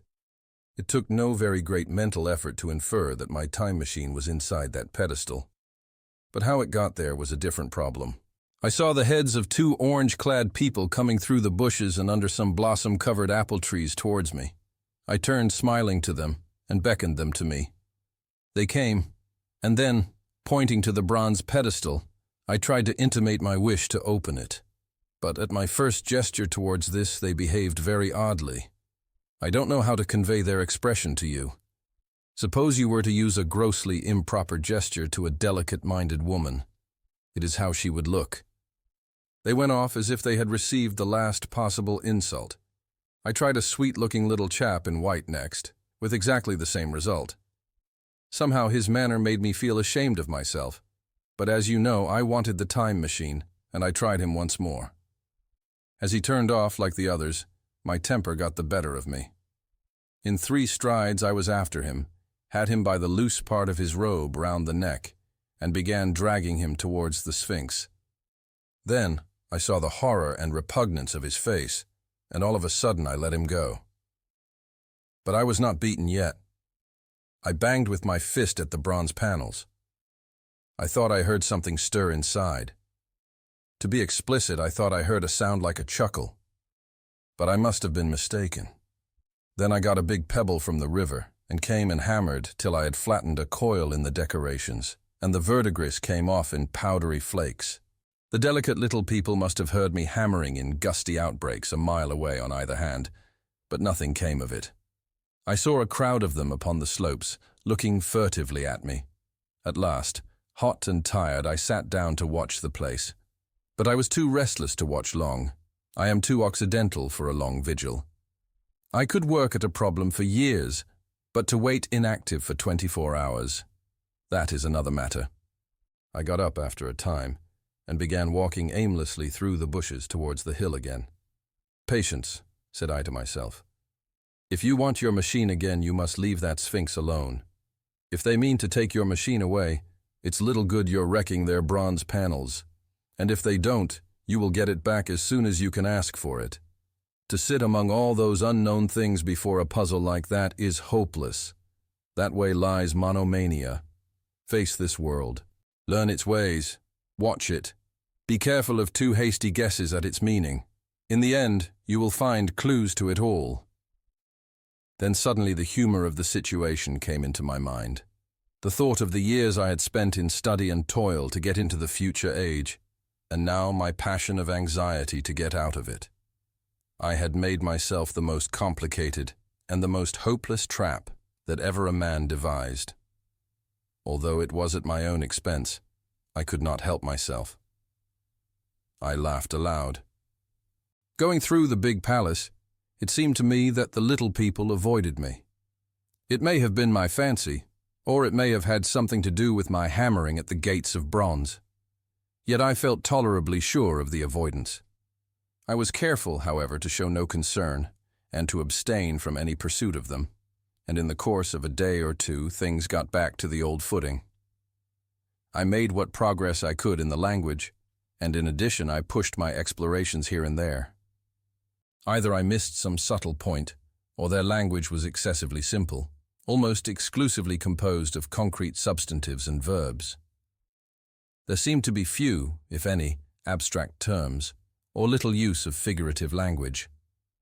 Their sentences were usually simple and of 2 words, and I failed to convey or understand any but the simplest propositions. I determined to put the thought of my time machine and the mystery of the bronze doors under the Sphinx as much as possible in a corner of memory until my growing knowledge would lead me back to them in a natural way. Yet a certain feeling, you may understand, tethered me in a circle of a few miles round the point of my arrival. Chapter 8. Explanation. So far as I could see, all the world displayed the same exuberant richness as the Thames Valley. From every hill I climbed, I saw the same abundance of splendid buildings, endlessly varied in material and style, the same clustering thickets of evergreens, the same blossom-laden trees and tree ferns. Here and there water shone like silver, and beyond, the land rose into blue undulating hills, and so faded into the serenity of the sky. A peculiar feature, which presently attracted my attention, was the presence of certain circular wells, several, as it seemed to me, of a very great depth. One lay by the path up the hill which I had followed during my first walk. Like the others, it was rimmed with bronze, curiously wrought, and protected by a little cupola from the rain. Sitting by the side of these wells and peering down into the shafted darkness, I could see no gleam of water, nor could I start any reflection with a lighted match. But in all of them, I heard a certain sound. A thud, thud, thud, like the beating of some big engine. And I discovered, from the flaring of my matches, that a steady current of air set down the shafts. Further, I threw a scrap of paper into the throat of one, and, instead of fluttering slowly down, it was at once sucked swiftly out of sight. After a time, too, I came to connect these wells with tall towers standing here and there upon the slopes. For above them there was often just such a flicker in the air as one sees on a hot day above a sun-scorched beach. Putting things together, I reached a strong suggestion of an extensive system of subterranean ventilation, whose true import it was difficult to imagine. I was at first inclined to associate it with the sanitary apparatus of these people. It was an obvious conclusion, but it was absolutely wrong. And here I must admit that I learnt very little of drains and bells and modes of conveyance and the like conveniences during my time in this real future. In some of these visions of utopias and coming times which I have read, there is a vast amount of detail about building and social arrangements and so forth. But while such details are easy enough to obtain when the whole world is contained in one's imagination, they are altogether inaccessible to a real traveler amid such realities as I found here.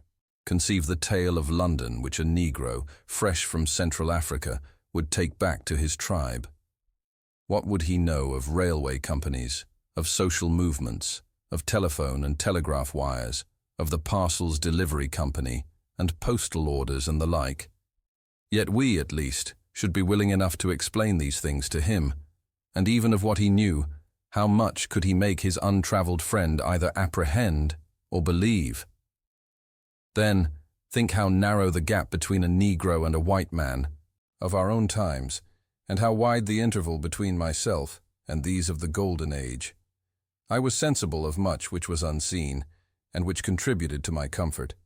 But save for a general impression of automatic organization, I fear I can convey very little of the difference to your mind. In the matter of sepulture, for instance, I could see no signs of crematoria, nor anything suggestive of tombs, but it occurred to me that possibly there might be cemeteries, or crematoria, somewhere beyond the range of my explorings. This, again, was a question I deliberately put to myself, and my curiosity was at first entirely defeated upon the point.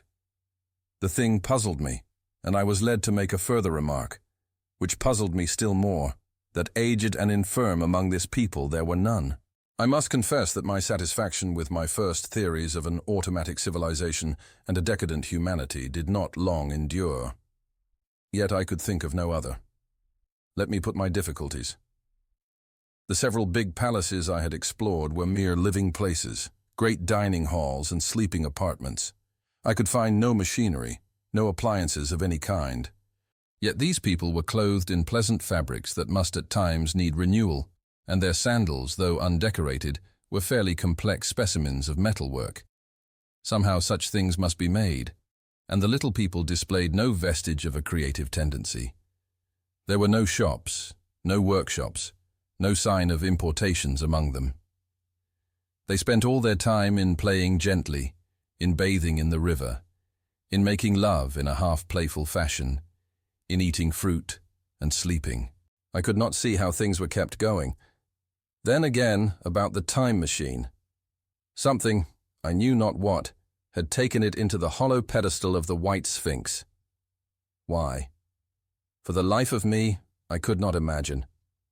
Those waterless wells, too, those flickering pillars. I felt I lacked a clue.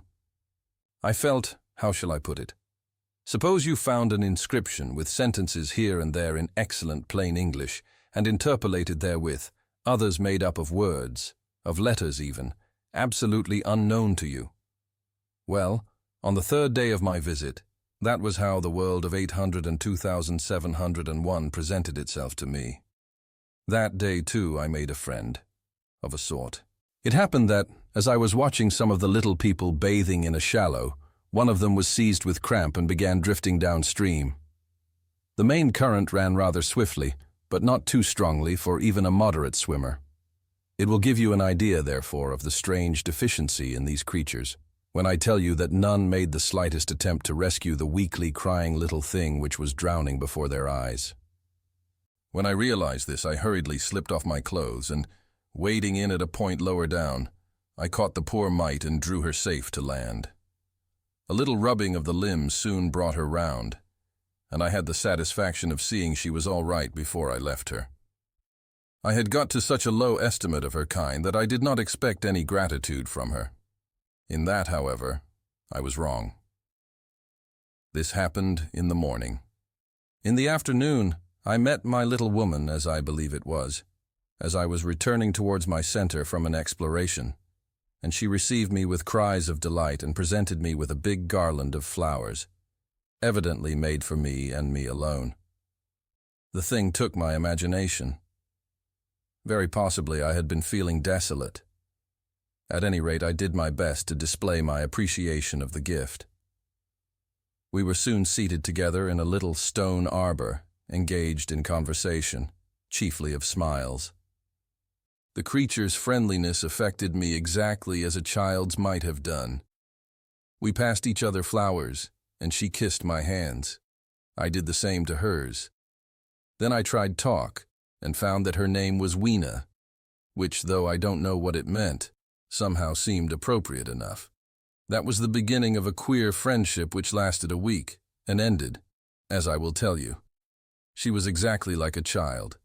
She wanted to be with me always. She tried to follow me everywhere, and on my next journey out and about it went to my heart to tire her down and leave her at last, exhausted and calling after me rather plaintively. But the problems of the world had to be mastered. I had not, I said to myself, come into the future to carry on a miniature flirtation. Yet her distress when I left her was very great.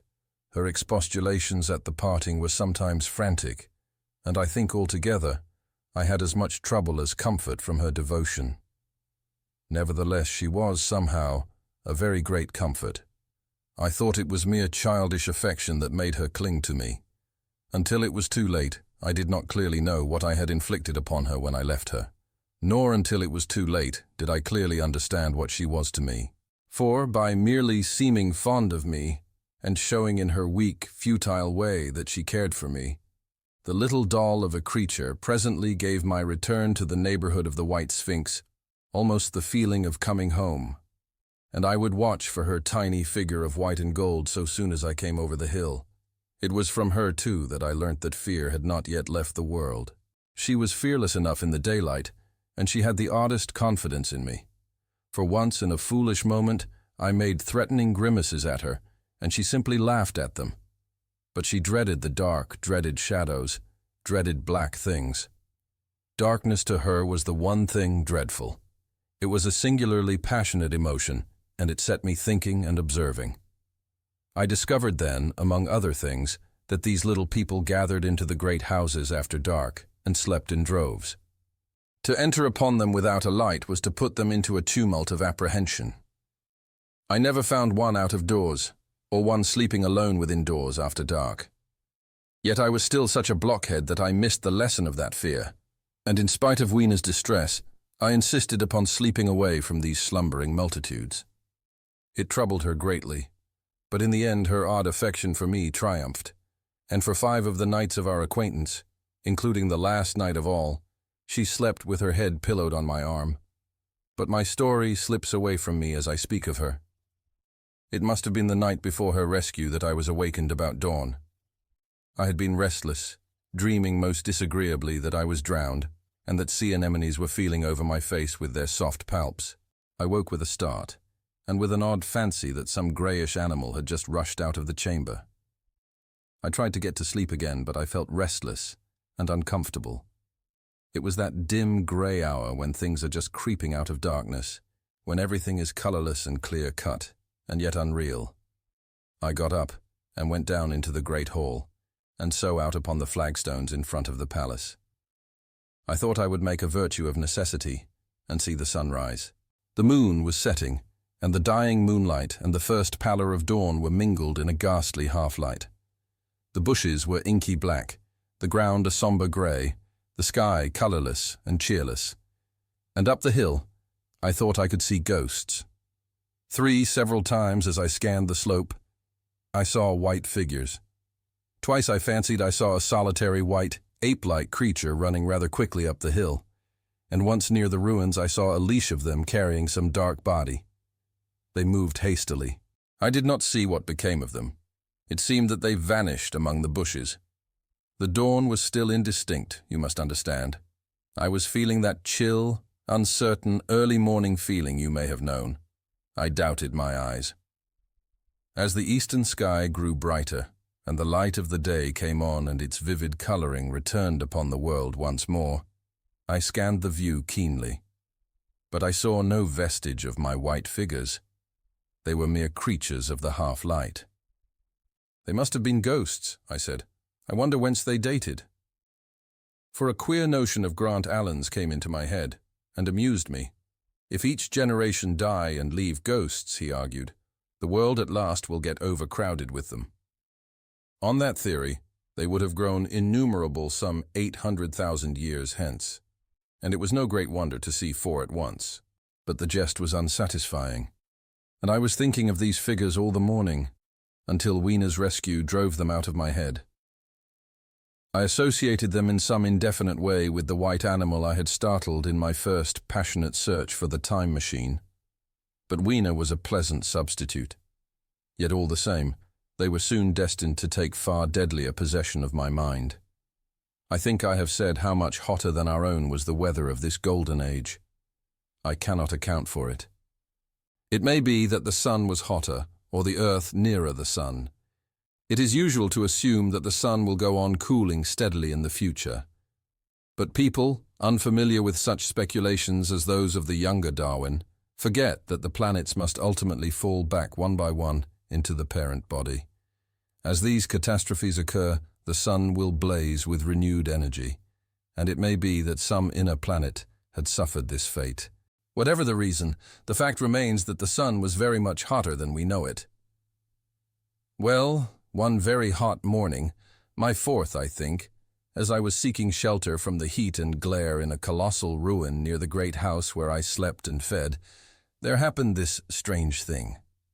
Clambering among these heaps of masonry, I found a narrow gallery, whose end and side windows were blocked by fallen masses of stone.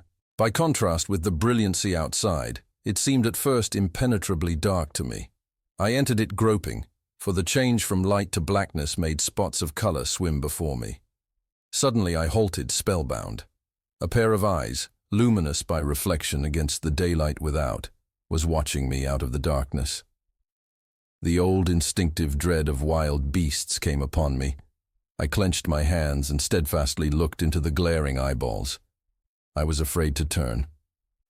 Then the thought of the absolute security in which humanity appeared to be living came to my mind. And then I remembered that strange terror of the dark. Overcoming my fear to some extent, I advanced a step and spoke. I will admit that my voice was harsh and ill-controlled. I put out my hand and touched something soft. At once the eyes darted sideways and something white ran past me. I turned with my heart in my mouth and saw a queer little ape-like figure, its head held down in a peculiar manner, running across the sunlit space behind me. It blundered against a block of granite, staggered aside, and in a moment was hidden in a black shadow beneath another pile of ruined masonry. My impression of it is, of course, imperfect, but I know it was a dull white and had strange, large, grayish-red eyes, also that there was flaxen hair on its head and down its back. But, as I say, it went too fast for me to see distinctly. I cannot even say whether it ran on all fours, or only with its forearms held very low. After an instant's pause, I followed it into the second heap of ruins. I could not find it at first, but after a time in the profound obscurity, I came upon one of those round, well-like openings of which I have told you, half closed by a fallen pillar. A sudden thought came to me. Could this thing have vanished down the shaft? I lit a match, and looking down I saw a small, white, moving creature with large, bright eyes which regarded me steadfastly as it retreated. It made me shudder. It was so like a human spider. It was clambering down the wall, and now I saw for the first time a number of metal foot and hand rests forming a kind of ladder down the shaft. Then the light burned my fingers and fell out of my hand, going out as it dropped. And when I had lit another, the little monster had disappeared. I do not know how long I sat peering down that well. It was not for some time that I could succeed in persuading myself that the thing I had seen was human, but gradually the truth dawned on me, that man had not remained one species, but had differentiated into two distinct animals, that my graceful children of the upper world were not the sole descendants of our generation, but that this bleached, obscene, nocturnal thing, which had flashed before me, was also heir to all the ages. I thought of the flickering pillars and of my theory of an underground ventilation. I began to suspect their true import. And what, I wondered, was this lemur doing in my scheme of a perfectly balanced organization? How was it related to the indolent serenity of the beautiful overworlders?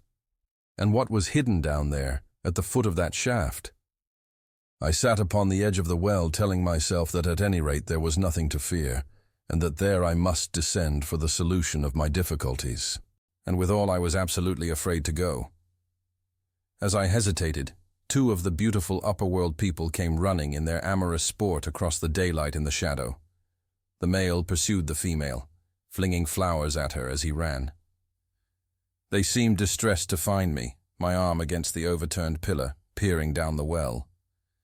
Apparently, it was considered bad form to remark these apertures. For when I pointed to this one and tried to frame a question about it in their tongue, they were still more visibly distressed and turned away. But they were interested by my matches, and I struck some to amuse them. I tried them again about the well, and again I failed. So presently I left them, meaning to go back to Weena and see what I could get from her. But my mind was already in revolution. My guesses and impressions were slipping and sliding to a new adjustment. I had now a clue to the import of these wells, to the ventilating towers, to the mystery of the ghosts, to say nothing of a hint at the meaning of the bronze gates and the fate of the time machine. And very vaguely there came a suggestion towards the solution of the economic problem that had puzzled me. Here was the new view. Plainly, this second species of man was subterranean. There were three circumstances in particular which made me think that its rare emergence above ground was the outcome of a long-continued underground habit. In the first place, there was the bleached look common in most animals that live largely in the dark. The white fish of the Kentucky caves, for instance. Then, those large eyes, with that capacity for reflecting light, are common features of nocturnal things. Witness the owl and the cat. And last of all, that evident confusion in the sunshine, that hasty yet fumbling, awkward flight towards dark shadow, and that peculiar carriage of the head while in the light, all reinforce the theory of an extreme sensitiveness of the retina. Beneath my feet, then, the earth must be tunneled enormously, and these tunnelings were the habitat of the new race. The presence of ventilating shafts and wells along the hill slopes, everywhere in fact, except along the river valley, showed how universal were its ramifications. What so natural, then, as to assume that it was in this artificial underworld that such work as was necessary to the comfort of the daylight race was done? The notion was so plausible that I at once accepted it, and went on to assume the how of this splitting of the human species. I dare say you will anticipate the shape of my theory, though for myself, I very soon felt that it fell far short of the truth. At first, proceeding from the problems of our own age, it seemed clear as daylight to me that the gradual widening of the present merely temporary and social difference between the capitalist and the laborer was the key to the whole position. No doubt it will seem grotesque enough to you, and wildly incredible, and yet even now there are existing circumstances to point that way. There is a tendency to utilize underground space for the less ornamental purposes of civilization. There is the Metropolitan Railway in London, for instance. There are new electric railways. There are subways. There are underground workrooms and restaurants, and they increase and multiply. Evidently, I thought, this tendency had increased till industry had gradually lost its birthright in the sky. I mean that it had gone deeper and deeper into larger and ever larger underground factories, spending a still increasing amount of its time therein, till, in the end, even now, does not an East End worker live in such artificial conditions as practically to be cut off from the natural surface of the earth? Again, the exclusive tendency of richer people, due no doubt to the increasing refinement of their education and the widening gulf between them and the rude violence of the poor, is already leading to the closing, in their interest, of considerable portions of the surface of the land. About London, for instance, perhaps half the prettier country is shut in against intrusion. And this same widening gulf, which is due to the length and expense of the higher educational process and the increased facilities for and temptations towards refined habits on the part of the rich, will make that exchange between class and class, that promotion by intermarriage which at present retards the splitting of our species along lines of social stratification, less and less frequent. So, in the end, above ground you must have the haves, pursuing pleasure and comfort and beauty, and below ground the have-nots, the workers getting continually adapted to the conditions of their labor. Once they were there, they would no doubt have to pay rent, and not a little of it, for the ventilation of their caverns. And if they refused, they would starve or be suffocated for arrears. Such of them as were so constituted as to be miserable and rebellious would die. And in the end, the balance being permanent, the survivors would become as well adapted to the conditions of underground life, and as happy in their way as the overworld people were to theirs. As it seemed to me, the refined beauty and the etiolated pallor followed naturally enough. The great triumph of humanity I had dreamed of took a different shape in my mind. It had been no such triumph of moral education and general cooperation as I had imagined. Instead, I saw a real aristocracy, armed with a perfected science and working to a logical conclusion, the industrial system of today. Its triumph had not been simply a triumph over nature, but a triumph over nature and the fellow man. This, I must warn you, was my theory at the time. I had no convenient cicerone in the pattern of the utopian books. My explanation may be absolutely wrong. I still think it is the most plausible one. But even on this supposition, the balanced civilization that was at last attained must have long since passed its zenith and was now far fallen into decay. The too perfect security of the overworlders had led them to a slow movement of degeneration, to a general dwindling in size, strength, and intelligence, that I could see clearly enough already. What had happened to the undergrounders I did not yet suspect, but from what I had seen of the Morlocks, that by the by was the name by which these creatures were called, I could imagine that the modification of the human type was even far more profound than among the Eloi, the beautiful race that I already knew. Then came troublesome doubts. Why had the Morlocks taken my time machine? For I felt sure it was they who had taken it. Why, too, if the Eloi were masters, could they not restore the machine to me? And why were they so terribly afraid of the dark? I proceeded, as I have said, to question Weena about this underworld, but here again I was disappointed. At first she would not understand my questions, and presently she refused to answer them. She shivered as though the topic was unendurable, and when I pressed her, perhaps a little harshly, she burst into tears. They were the only tears, except my own, I ever saw in that golden age. When I saw them, I ceased abruptly to trouble about the Morlocks, and was only concerned in banishing these signs of her human inheritance from Weena's eyes. And very soon she was smiling and clapping her hands, while I solemnly burnt a match. Chapter 9. The Morlocks. It may seem odd to you, but it was 2 days before I could follow up the newfound clue in what was manifestly the proper way. I felt a peculiar shrinking from those pallid bodies. They were just the half-bleached color of the worms and things one sees preserved in spirit in a zoological museum. And they were filthily cold to the touch. Probably my shrinking was largely due to the sympathetic influence of the Eloi, whose disgust of the Morlocks I now began to appreciate. The next night I did not sleep well. Probably my health was a little disordered. I was oppressed with perplexity and doubt. Once or twice I had a feeling of intense fear for which I could perceive no definite reason. I remember creeping noiselessly into the great hall where the little people were sleeping in the moonlight. That night Weena was among them, and feeling reassured by their presence. It occurred to me, even then, that in the course of a few days the moon must pass through its last quarter, and the nights grow dark, when the appearances of these unpleasant creatures from below, these whitened lemurs, this new vermin that had replaced the old, might be more abundant. And on both these days I had the restless feeling of one who shirks an inevitable duty. I felt assured that the time machine was only to be recovered by boldly penetrating these mysteries of underground. Yet I could not face the mystery. If only I had had a companion it would have been different. But I was so horribly alone, and even to clamber down into the darkness of the well appalled me. I don't know if you will understand my feeling, but I never felt quite safe at my back.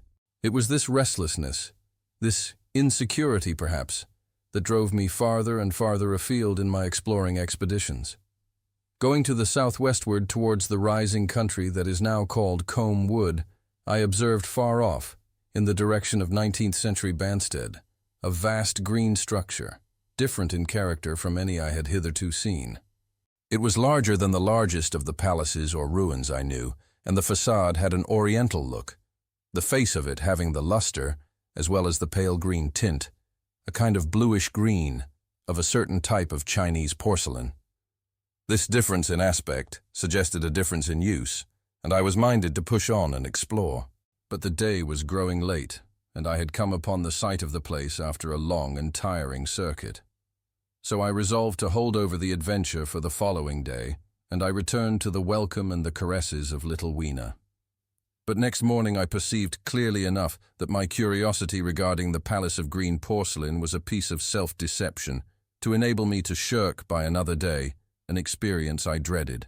I resolved I would make the descent without further waste of time, and started out in the early morning towards a well near the ruins of granite and aluminium. Little Weena ran with me. She danced beside me to the well, but when she saw me lean over the mouth and look downward, she seemed strangely disconcerted. "Goodbye, little Weena," I said, kissing her, and then putting her down. I began to feel over the parapet for the climbing hooks, rather hastily, I may as well confess, for I feared my courage might leak away. At first she watched me in amazement. Then she gave a most piteous cry, and running to me, she began to pull at me with her little hands. I think her opposition nerved me rather to proceed. I shook her off, perhaps a little roughly, and in another moment I was in the throat of the well. I saw her agonized face over the parapet and smiled to reassure her. Then I had to look down at the unstable hooks to which I clung. I had to clamber down a shaft of perhaps 200 yards. The descent was effected by means of metallic bars projecting from the sides of the well, and these being adapted to the needs of a creature much smaller and lighter than myself, I was speedily cramped and fatigued by the descent. And not simply fatigued. One of the bars bent suddenly under my weight and almost swung me off into the blackness beneath. For a moment, I hung by one hand, and after that experience, I did not dare to rest again. Though my arms and back were presently acutely painful, I went on clambering down the sheer descent with as quick a motion as possible. Glancing upward, I saw the aperture, a small blue disc, in which a star was visible, while little Wiener's head showed as a round black projection. The thudding sound of a machine below grew louder and more oppressive. Everything save that little disc above was profoundly dark, and when I looked up again, Wiener had disappeared. I was in an agony of discomfort. I had some thought of trying to go up the shaft again and leave the underworld alone. But even while I turned this over in my mind, I continued to descend. At last, with intense relief, I saw dimly coming up, a foot to the right of me, a slender loophole in the wall. Swinging myself in, I found it was the aperture of a narrow horizontal tunnel in which I could lie down and rest. It was not too soon. My arms ached, my back was cramped, and I was trembling with the prolonged terror of a fall. Besides this, the unbroken darkness had had a distressing effect upon my eyes. The air was full of the throb and hum of machinery pumping air down the shaft. I do not know how long I lay. I was roused by a soft hand touching my face. Starting up in the darkness, I snatched at my matches, and, hastily striking one, I saw 3 stooping white creatures similar to the one I had seen above ground in the ruin, hastily retreating before the light. Living, as they did, in what appeared to me impenetrable darkness, their eyes were abnormally large and sensitive, just as are the pupils of the abysmal fishes, and they reflected the light in the same way. I have no doubt they could see me in that rayless obscurity, and they did not seem to have any fear of me apart from the light. But, so soon as I struck a match in order to see them, they fled incontinently, vanishing into dark gutters and tunnels, from which their eyes glared at me in the strangest fashion. I tried to call to them, but the language they had was apparently different from that of the overworld people, so that I was needs left to my own unaided efforts, and the thought of flight before exploration was even then in my mind. But I said to myself, "You are in for it now," and feeling my way along the tunnel, I found the noise of machinery grow louder. Presently the walls fell away from me, and I came to a large, open space, and striking another match, saw that I had entered a vast arched cavern, which stretched into utter darkness beyond the range of my light. The view I had of it was as much as one could see in the burning of a match. Necessarily, my memory is vague. Great shapes, like big machines, rose out of the dimness and cast grotesque black shadows, in which dim spectral Morlocks sheltered from the glare. The place, by the by, was very stuffy and oppressive, and the faint halitus of freshly shed blood was in the air. Some way down the central vista was a little table of white metal, laid with what seemed a meal. The Morlocks, at any rate, were carnivorous. Even at the time, I remember wondering what large animal could have survived to furnish the red joint I saw. It was all very indistinct. The heavy smell, the big unmeaning shapes, the obscene figures lurking in the shadows, and only waiting for the darkness to come at me again. Then the match burnt down and stung my fingers and fell, a wriggling red spot, in the blackness. I have thought since how particularly ill-equipped I was for such an experience. When I had started with the time machine, I had started with the absurd assumption that the men of the future would certainly be infinitely ahead of ourselves in all their appliances. I had come without arms, without medicine, without anything to smoke. At times I missed tobacco frightfully, even without enough matches. If only I had thought of a Kodak. I could have flashed that glimpse of the underworld in a second and examined it at leisure. But as it was, I stood there with only the weapons and the powers that nature had endowed me with: hands, feet, and teeth, these, and 4 safety matches that still remained to me. I was afraid to push my way in among all this machinery in the dark, and it was only with my last glimpse of light I discovered that my store of matches had run low. It had never occurred to me until that moment that there was any need to economize them, and I had wasted almost half the box in astonishing the overworlders, to whom fire was a novelty. Now, as I say, I had 4 left, and while I stood in the dark, a hand touched mine. Lank fingers came feeling over my face, and I was sensible of a peculiar, unpleasant odor. I fancied I heard the breathing of a crowd of those dreadful little beings about me. I felt the box of matches in my hand, being gently disengaged, and other hands behind me plucking at my clothing. The sense of these unseen creatures examining me was indescribably unpleasant. The sudden realization of my ignorance of their ways of thinking and doing came home to me very vividly in the darkness. I shouted at them as loudly as I could. They started away, and then I could feel them approaching me again. They clutched at me more boldly, whispering odd sounds to each other. I shivered violently and shouted again, rather discordantly. This time they were not so seriously alarmed, and they made a queer laughing noise as they came back at me. I will confess, I was horribly frightened. I determined to strike another match and escape under the protection of its glare. I did so, and eking out the flicker with a scrap of paper from my pocket, I made good my retreat to the narrow tunnel. But I had scarce entered this when my light was blown out, and in the blackness I could hear the Morlocks rustling like wind among leaves and pattering like the rain as they hurried after me. In a moment I was clutched by several hands, and there was no mistaking that they were trying to haul me back. I struck another light and waved it in their dazzled faces. You can scarce imagine how nauseatingly inhuman they looked, those pale, chinless faces and great, lidless, pinkish-gray eyes as they stared in their blindness and bewilderment. But I did not stay to look, I promise you. I retreated again, and when my second match had ended, I struck my third. It had almost burnt through when I reached the opening into the shaft. I lay down on the edge, for the throb of the great pump below made me giddy. Then I felt sideways for the projecting hooks, and as I did so, my feet were grasped from behind, and I was violently tugged backward. I lit my last match, and it incontinently went out. But I had my hand on the climbing bars now, and, kicking violently, I disengaged myself from the clutches of the Morlocks, and was speedily clambering up the shaft, while they stayed peering and blinking up at me. All but one little wretch who followed me for some way, and well-nigh secured my boot as a trophy. That climb seemed interminable to me. With the last 20 or 30 feet of it, a deadly nausea came upon me. I had the greatest difficulty in keeping my hold. The last few yards was a frightful struggle against this faintness. Several times my head swam, and I felt all the sensations of falling. At last, however, I got over the well mouth somehow, and staggered out of the ruin into the blinding sunlight. I fell upon my face. Even the soil smelt sweet and clean. Then I remember Weena kissing my hands and ears, and the voices of others among the Eloi. Then, for a time, I was insensible. Chapter 10. When night came.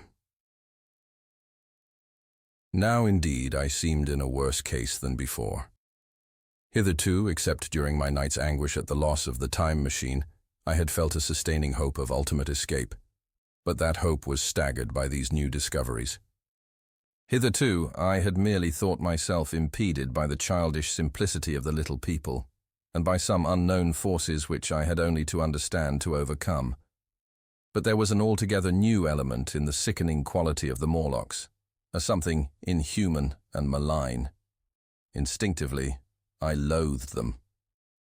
Before, I had felt as a man might feel who had fallen into a pit, My concern was with the pit and how to get out of it.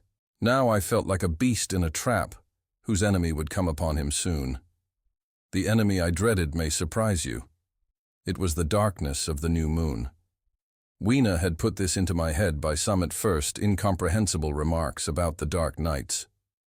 It was not now such a very difficult problem to guess what the coming dark nights might mean. The moon was on the wane. Each night there was a longer interval of darkness, and I now understood to some slight degree at least the reason of the fear of the little upper-world people for the dark. I wondered vaguely what foul villainy it might be that the Morlocks did under the new moon. I felt pretty sure now that my second hypothesis was all wrong. The upper-world people might once have been the favoured aristocracy, and the Morlocks their mechanical servants, but that had long since passed away. The two species that had resulted from the evolution of man were sliding down towards, or had already arrived at, an altogether new relationship. The Eloi, like the Carlovingian kings, had decayed to a mere beautiful futility. They still possessed the earth on sufferance, since the Morlocks, subterranean for innumerable generations, had come at last to find the daylit surface intolerable. And the Morlocks made their garments, I inferred, and maintained them in their habitual needs, perhaps through the survival of an old habit of service. They did it as a standing horse paws with his foot, or as a man enjoys killing animals in sport, because ancient and departed necessities had impressed it on the organism. But clearly, the old order was already in part reversed. The nemesis of the delicate ones was creeping on apace. Ages ago, thousands of generations ago, man had thrust his brother man out of the ease and the sunshine. And now that brother was coming back, changed. Already the Eloi had begun to learn one old lesson anew. They were becoming reacquainted with fear. And suddenly there came into my head the memory of the meat I had seen in the underworld. It seemed odd how it floated into my mind, not stirred up as it were by the current of my meditations, but coming in almost like a question from outside. I tried to recall the form of it. I had a vague sense of something familiar, but I could not tell what it was at the time. Still, however helpless the little people in the presence of their mysterious fear, I was differently constituted. I came out of this age of ours, this ripe prime of the human race, when fear does not paralyze and mystery has lost its terrors. I at least would defend myself. Without further delay, I determined to make myself arms and a fastness where I might sleep. With that refuge as a base, I could face this strange world with some of that confidence I had lost in realizing to what creatures night by night I lay exposed. I felt I could never sleep again until my bed was secure from them. I shuddered with horror to think how they must already have examined me. I wandered during the afternoon along the valley of the Thames, but found nothing that commended itself to my mind as inaccessible. All the buildings and trees seemed easily practicable to such dexterous climbers as the Morlocks, to judge by their wells, must be. Then the tall pinnacles of the Palace of Green Porcelain and the polished gleam of its walls came back to my memory, and in the evening, taking Weena like a child upon my shoulder, I went up the hills towards the southwest. The distance, I had reckoned, was 7 or 8 miles, but it must have been nearer 18. I had first seen the place on a moist afternoon, when distances are deceptively diminished. In addition, the heel of one of my shoes was loose, and a nail was working through the sole. They were comfortable old shoes I wore about indoors, so that I was lame. And it was already long past sunset when I came in sight of the palace, silhouetted black against the pale yellow of the sky. Weena had been hugely delighted when I began to carry her, but after a while she desired me to let her down, and ran along by the side of me, occasionally darting off on either hand to pick flowers to stick in my pockets. My pockets had always puzzled Weena, but at the last she had concluded that they were an eccentric kind of vases for floral decoration. At least she utilized them for that purpose. And that reminds me. In changing my jacket I found... The time traveler paused, put his hand into his pocket, and silently placed 2 withered flowers, not unlike very large white mallows, upon the little table. Then he resumed his narrative. As the hush of evening crept over the world, and we proceeded over the hill crest towards Wimbledon, Weena grew tired and wanted to return to the house of grey stone. But I pointed out the distant pinnacles of the palace of green porcelain to her, and contrived to make her understand that we were seeking a refuge there from her fear. You know that great pause that comes upon things before the dusk. Even the breeze stops in the trees. To me, there is always an air of expectation about that evening stillness. The sky was clear, remote, and empty, save for a few horizontal bars far down in the sunset. Well, that night the expectation took the color of my fears. In that darkling calm, my senses seemed preternaturally sharpened. I fancied I could even feel the hollowness of the ground beneath my feet. Could, indeed, almost see through it the Morlocks on their anthill going hither and thither and waiting for the dark.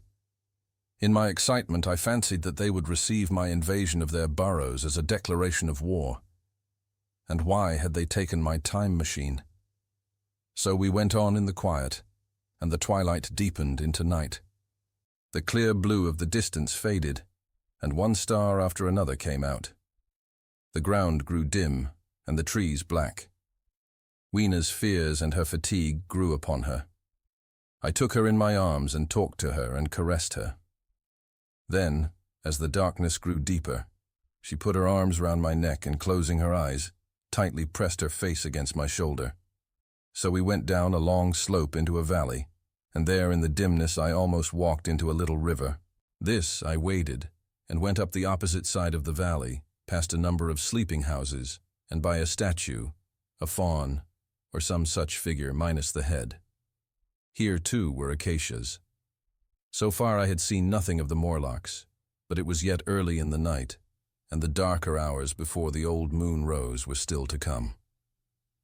From the brow of the next hill, I saw a thick wood spreading wide and black before me. I hesitated at this. I could see no end to it, either to the right or the left. Feeling tired, my feet, in particular, were very sore. I carefully lowered Weena from my shoulder as I halted, and sat down upon the turf. I could no longer see the palace of green porcelain, and I was in doubt of my direction. I looked into the thickness of the wood and thought of what it might hide. Under that dense tangle of branches one would be out of sight of the stars. Even were there no other lurking danger, a danger I did not care to let my imagination loose upon, there would still be all the roots to stumble over and the tree boles to strike against. I was very tired, too, after the excitements of the day, so I decided that I would not face it, but would pass the night upon the open hill. Weena, I was glad to find, was fast asleep. I carefully wrapped her in my jacket and sat down beside her to wait for the moonrise. The hillside was quiet and deserted, but from the black of the wood there came now and then a stir of living things. Above me shone the stars, for the night was very clear. I felt a certain sense of friendly comfort in their twinkling. All the old constellations had gone from the sky, however. That slow movement which is imperceptible in 100 human lifetimes had long since rearranged them in unfamiliar groupings. But the Milky Way, it seemed to me, was still the same tattered streamer of stardust as of yore. Southward, as I judged it, was a very bright red star that was new to me. It was even more splendid than our own green Sirius. And amid all these scintillating points of light, one bright planet shone kindly and steadily, like the face of an old friend. Looking at these stars suddenly dwarfed my own troubles and all the gravities of terrestrial life. I thought of their unfathomable distance, and the slow, inevitable drift of their movements out of the unknown past into the unknown future. I thought of the great precessional cycle that the pole of the Earth describes. Only 40 times had that silent revolution occurred during all the years that I had traversed. And during these few revolutions, all the activity, all the traditions, the complex organizations, the nations, languages, literatures, aspirations, even the mere memory of man as I knew him, had been swept out of existence. Instead, were these frail creatures who had forgotten their high ancestry and the white things of which I went in terror. Then I thought of the great fear that was between the two species, and for the first time, with a sudden shiver, came the clear knowledge of what the meat I had seen might be. Yet it was too horrible. I looked at little Weena sleeping beside me, her face white and star-like under the stars, and forthwith dismissed the thought. Through that long night, I held my mind off the Morlocks as well as I could, and whiled away the time by trying to fancy I could find signs of the old constellations in the new confusion. The sky kept very clear, except for a hazy cloud or so. No doubt I dozed at times. Then, as my vigil wore on, came a faintness in the eastward sky, like the reflection of some colorless fire, and the old moon rose, thin and peaked and white. And close behind, and overtaking it, and overflowing it, the dawn came, pale at first, and then growing pink and warm. No Morlocks had approached us. Indeed, I had seen none upon the hill that night. And in the confidence of renewed day, it almost seemed to me that my fear had been unreasonable. I stood up and found my foot with the loose heel swollen at the ankle and painful under the heel. So I sat down again, took off my shoes, and flung them away. I awakened Weena, and we went down into the wood, now green and pleasant instead of black and forbidding. We found some fruit wherewith to break our fast. We soon met others of the dainty ones, laughing and dancing in the sunlight as though there was no such thing in nature as the night. And then I thought once more of the meat that I had seen. I felt assured now of what it was, and from the bottom of my heart I pitied this last feeble rill from the great flood of humanity. Clearly, at some time in the long ago of human decay, the Morlocks' food had run short. Possibly they had lived on rats and such like vermin. Even now man is far less discriminating and exclusive in his food than he was, far less than any monkey. His prejudice against human flesh is no deep-seated instinct. And so these inhuman sons of men. I tried to look at the thing in a scientific spirit. After all, they were less human and more remote than our cannibal ancestors of 3,000 or 4,000 years ago, and the intelligence that would have made this state of things a torment had gone. Why should I trouble myself? These Eloi were mere fatted cattle, which the ant-like Morlocks preserved and preyed upon, probably saw to the breeding of. And there was Weena dancing at my side. Then I tried to preserve myself from the horror that was coming upon me, by regarding it as a rigorous punishment of human selfishness. Man had been content to live in ease and delight upon the labors of his fellow man, had taken necessity as his watchword and excuse, and in the fullness of time necessity had come home to him. I even tried a Carlyle-like scorn of this wretched aristocracy in decay. But this attitude of mind was impossible. However great their intellectual degradation, the Eloi had kept too much of the human form not to claim my sympathy and to make me perforce a sharer in their degradation and their fear. I had at that time very vague ideas as to the course I should pursue. My first was to secure some safe place of refuge, and to make myself such arms of metal or stone as I could contrive. That necessity was immediate. In the next place, I hoped to procure some means of fire, so that I should have the weapon of a torch at hand, for nothing, I knew, would be more efficient against these Morlocks. Then I wanted to arrange some contrivance to break open the doors of bronze under the white Sphinx. I had in mind a battering ram. I had a persuasion that if I could enter those doors and carry a blaze of light before me, I should discover the time machine and escape. I could not imagine the Morlocks were strong enough to move it far away. Weena I had resolved to bring with me to our own time, and turning such schemes over in my mind, I pursued our way towards the building which my fancy had chosen as our dwelling. Chapter 11. The Palace of Green Porcelain. I found the Palace of Green Porcelain, when we approached it about noon, deserted and falling into ruin. Only ragged vestiges of glass remained in its windows, and great sheets of the green facing had fallen away from the corroded metallic framework.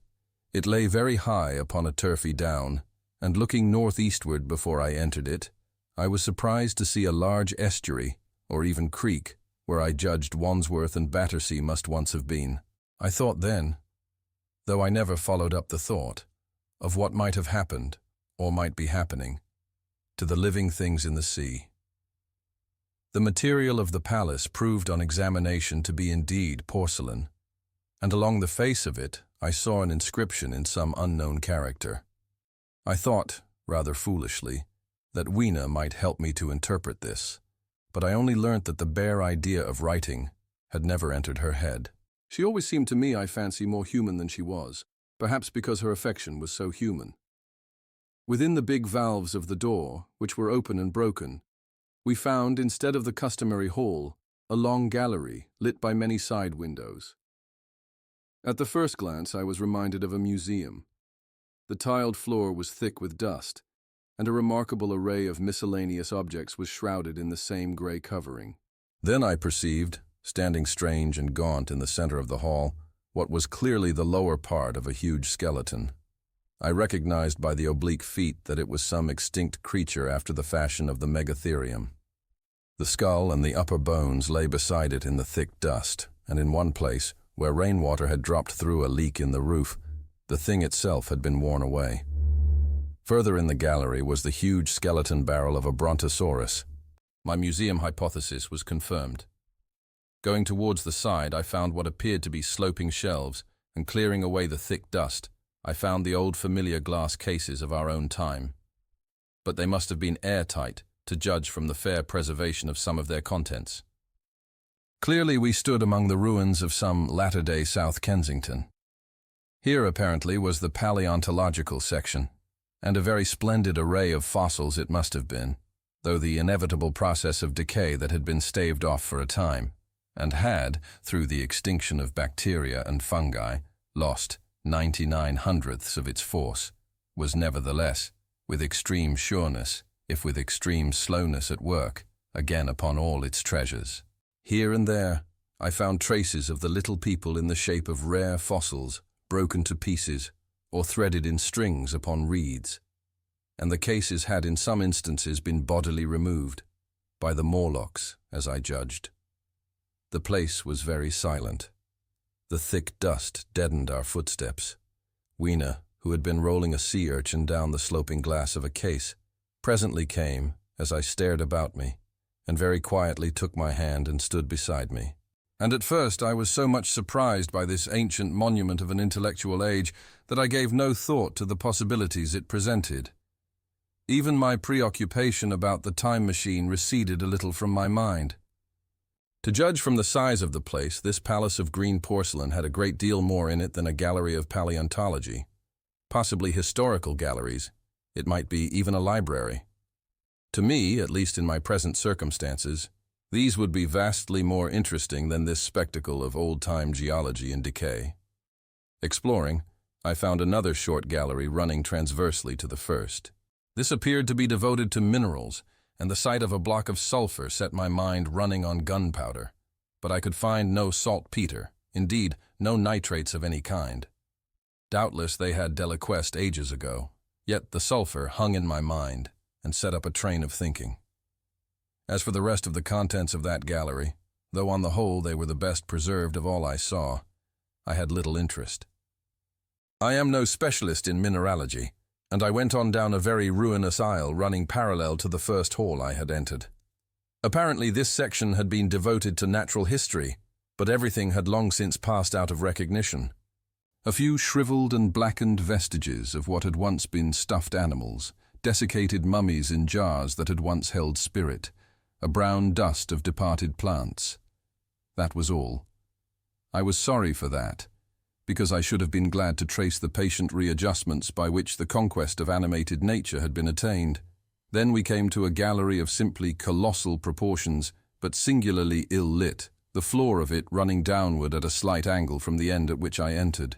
At intervals, white globes hung from the ceiling, many of them cracked and smashed, which suggested that originally the place had been artificially lit. Here I was more in my element, for rising on either side of me were the huge bulks of big machines, all greatly corroded and many broken down, but some still fairly complete. You know I have a certain weakness for mechanism, and I was inclined to linger among these. The more so as for the most part, they had the interest of puzzles, and I could make only the vaguest guesses at what they were for.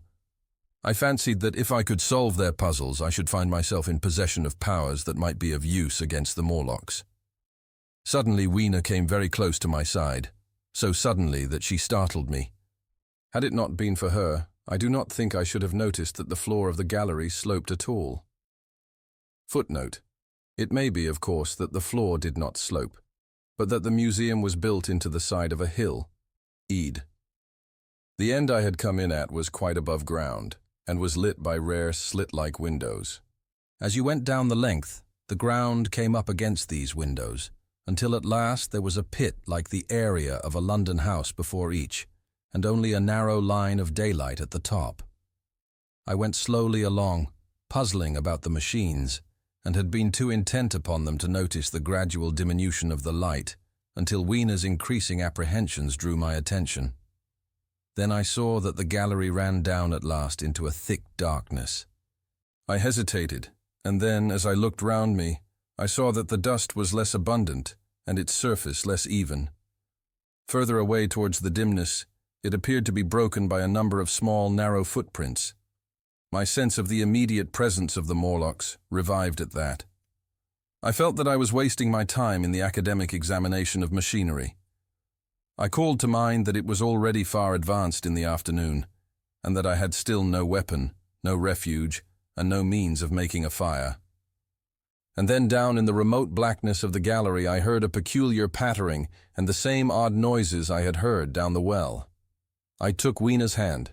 Then, struck with a sudden idea, I left her and turned to a machine from which projected a lever not unlike those in a signal box.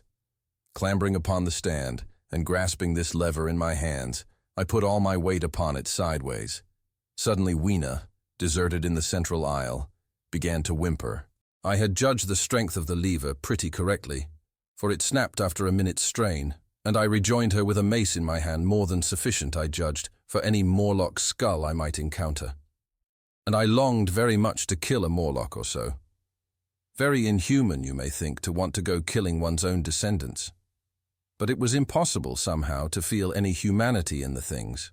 Only my disinclination to leave Weena, and a persuasion that if I began to slake my thirst for murder my time machine might suffer, restrained me from going straight down the gallery and killing the brutes I heard. Well, mace in one hand, and Weena in the other, I went out of that gallery, and into another and still larger one, which at the first glance reminded me of a military chapel hung with tattered flags. The brown and charred rags that hung from the sides of it I presently recognized as the decaying vestiges of books. They had long since dropped to pieces, and every semblance of print had left them. But here and there were warped boards and cracked metallic clasps that told the tale well enough. Had I been a literary man, I might perhaps have moralized upon the futility of all ambition. But as it was, the thing that struck me with keenest force was the enormous waste of labor to which this somber wilderness of rotting paper testified. At the time, I will confess that I thought chiefly of the philosophical transactions and my own 17 papers upon physical optics. Then, going up a broad staircase, we came to what may once have been a gallery of technical chemistry. And here I had not a little hope of useful discoveries. Except at one end where the roof had collapsed, this gallery was well preserved. I went eagerly to every unbroken case, and at last, in one of the really airtight cases, I found a box of matches. Very eagerly I tried them. They were perfectly good. They were not even damp. I turned to Weena. "Dance!" I cried to her in her own tongue. For now I had a weapon indeed against the horrible creatures we feared. And so, in that derelict museum, upon the thick, soft carpeting of dust, to Weena's huge delight, I solemnly performed a kind of composite dance, whistling The Land of the Leal as cheerfully as I could. In part it was a modest can-can, in part a step dance, in part a skirt dance, so far as my tailcoat permitted, and in part original, for I am naturally inventive, as you know. Now, I still think that for this box of matches to have escaped the wear of time for immemorial years was a most strange. As for me, it was a most fortunate thing. Yet oddly enough, I found a far unlikelier substance, and that was camphor. I found it in a sealed jar, that by chance, I suppose, had been really hermetically sealed, I fancied at first that it was paraffin wax, and smashed the glass accordingly. But the odor of camphor was unmistakable. In the universal decay, this volatile substance had chanced to survive, perhaps through many thousands of centuries. It reminded me of a sepia painting I had once seen done from the ink of a fossil belemnite that must have perished and become fossilized millions of years ago. I was about to throw it away, but I remembered that it was inflammable and burnt with a good bright flame, was, in fact, an excellent candle, and I put it in my pocket. I found no explosives, however, nor any means of breaking down the bronze doors. As yet, my iron crowbar was the most helpful thing I had chanced upon. Nevertheless, I left that gallery greatly elated. I cannot tell you all the story of that long afternoon. It would require a great effort of memory to recall my explorations in at all the proper order. I remember a long gallery of rusting stands of arms, and how I hesitated between my crowbar and a hatchet or a sword. I could not carry both, however, and my bar of iron promised best against the bronze gates. There were numbers of guns, pistols, and rifles. The most were masses of rust, but many were of some new metal and still fairly sound. But any cartridges or powder there may once have been had rotted into dust. One corner I saw was charred and shattered, perhaps, I thought, by an explosion among the specimens. In another place was a vast array of idols, Polynesian, Mexican, Grecian, Phoenician, every country on earth, I should think. And here, yielding to an irresistible impulse, I wrote my name upon the nose of a steatite monster from South America that particularly took my fancy. As the evening drew on, my interest waned. I went through gallery after gallery, dusty, silent, often ruinous, the exhibits sometimes mere heaps of rust and lignite, sometimes fresher. In one place I suddenly found myself near the model of a tin mine, and then, by the merest accident, I discovered in an airtight case 2 dynamite cartridges. I shouted "Eureka!" and smashed the case with joy. Then came a doubt. I hesitated. Then, selecting a little side gallery, I made my essay. I never felt such a disappointment as I did in waiting 5, 10, 15 minutes for an explosion that never came. Of course, the things were dummies, as I might have guessed from their presence. I really believe that had they not been so, I should have rushed off incontinently and blown Sphinx bronze doors, and, as it proved, my chances of finding the time machine altogether into non-existence. It was after that, I think, that we came to a little open court within the palace. It was turfed and had 3 fruit trees, so we rested and refreshed ourselves. Towards sunset, I began to consider our position. Night was creeping upon us, and my inaccessible hiding place had still to be found. But that troubled me very little now. I had in my possession a thing that was, perhaps, the best of all defenses against the Morlocks. I had matches. I had the camphor in my pocket too, if a blaze were needed. It seemed to me that the best thing we could do would be to pass the night in the open, protected by a fire. In the morning, there was the getting of the time machine. Towards that, as yet, I had only my iron mace. But now, with my growing knowledge, I felt very differently towards those bronze doors. Up to this, I had refrained from forcing them, largely because of the mystery on the other side. They had never impressed me as being very strong, and I hoped to find my bar of iron not altogether inadequate for the work. Chapter 12. In the darkness. We emerged from the palace while the sun was still in part above the horizon. I was determined to reach the White Sphinx early the next morning, and ere the dusk I purposed pushing through the woods that had stopped me on the previous journey. My plan was to go as far as possible that night, and then, building a fire, to sleep in the protection of its glare. Accordingly, as we went along, I gathered any sticks or dried grass I saw, and presently had my arms full of such litter. Thus loaded, our progress was slower than I had anticipated, and besides, Weena was tired. And I also began to suffer from sleepiness too, so that it was full night before we reached the wood. Upon the shrubby hill of its edge, Weena would have stopped, fearing the darkness before us. but a singular sense of impending calamity that should indeed have served me as a warning drove me onward.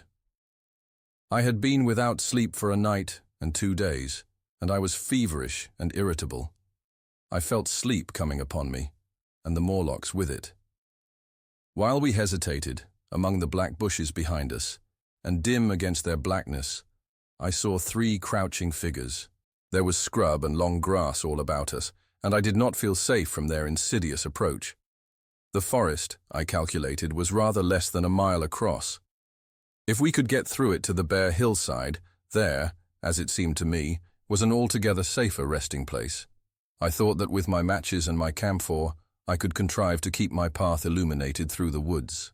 Yet it was evident that if I was to flourish matches with my hands, I should have to abandon my firewood, so rather reluctantly, I put it down. And then it came into my head that I would amaze our friends behind by lighting it. I was to discover the atrocious folly of this proceeding, but it came to my mind as an ingenious move for covering our retreat. I don't know if you have ever thought what a rare thing flame must be in the absence of man and in a temperate climate. The sun's heat is rarely strong enough to burn, even when it is focused by dewdrops, as is sometimes the case in more tropical districts.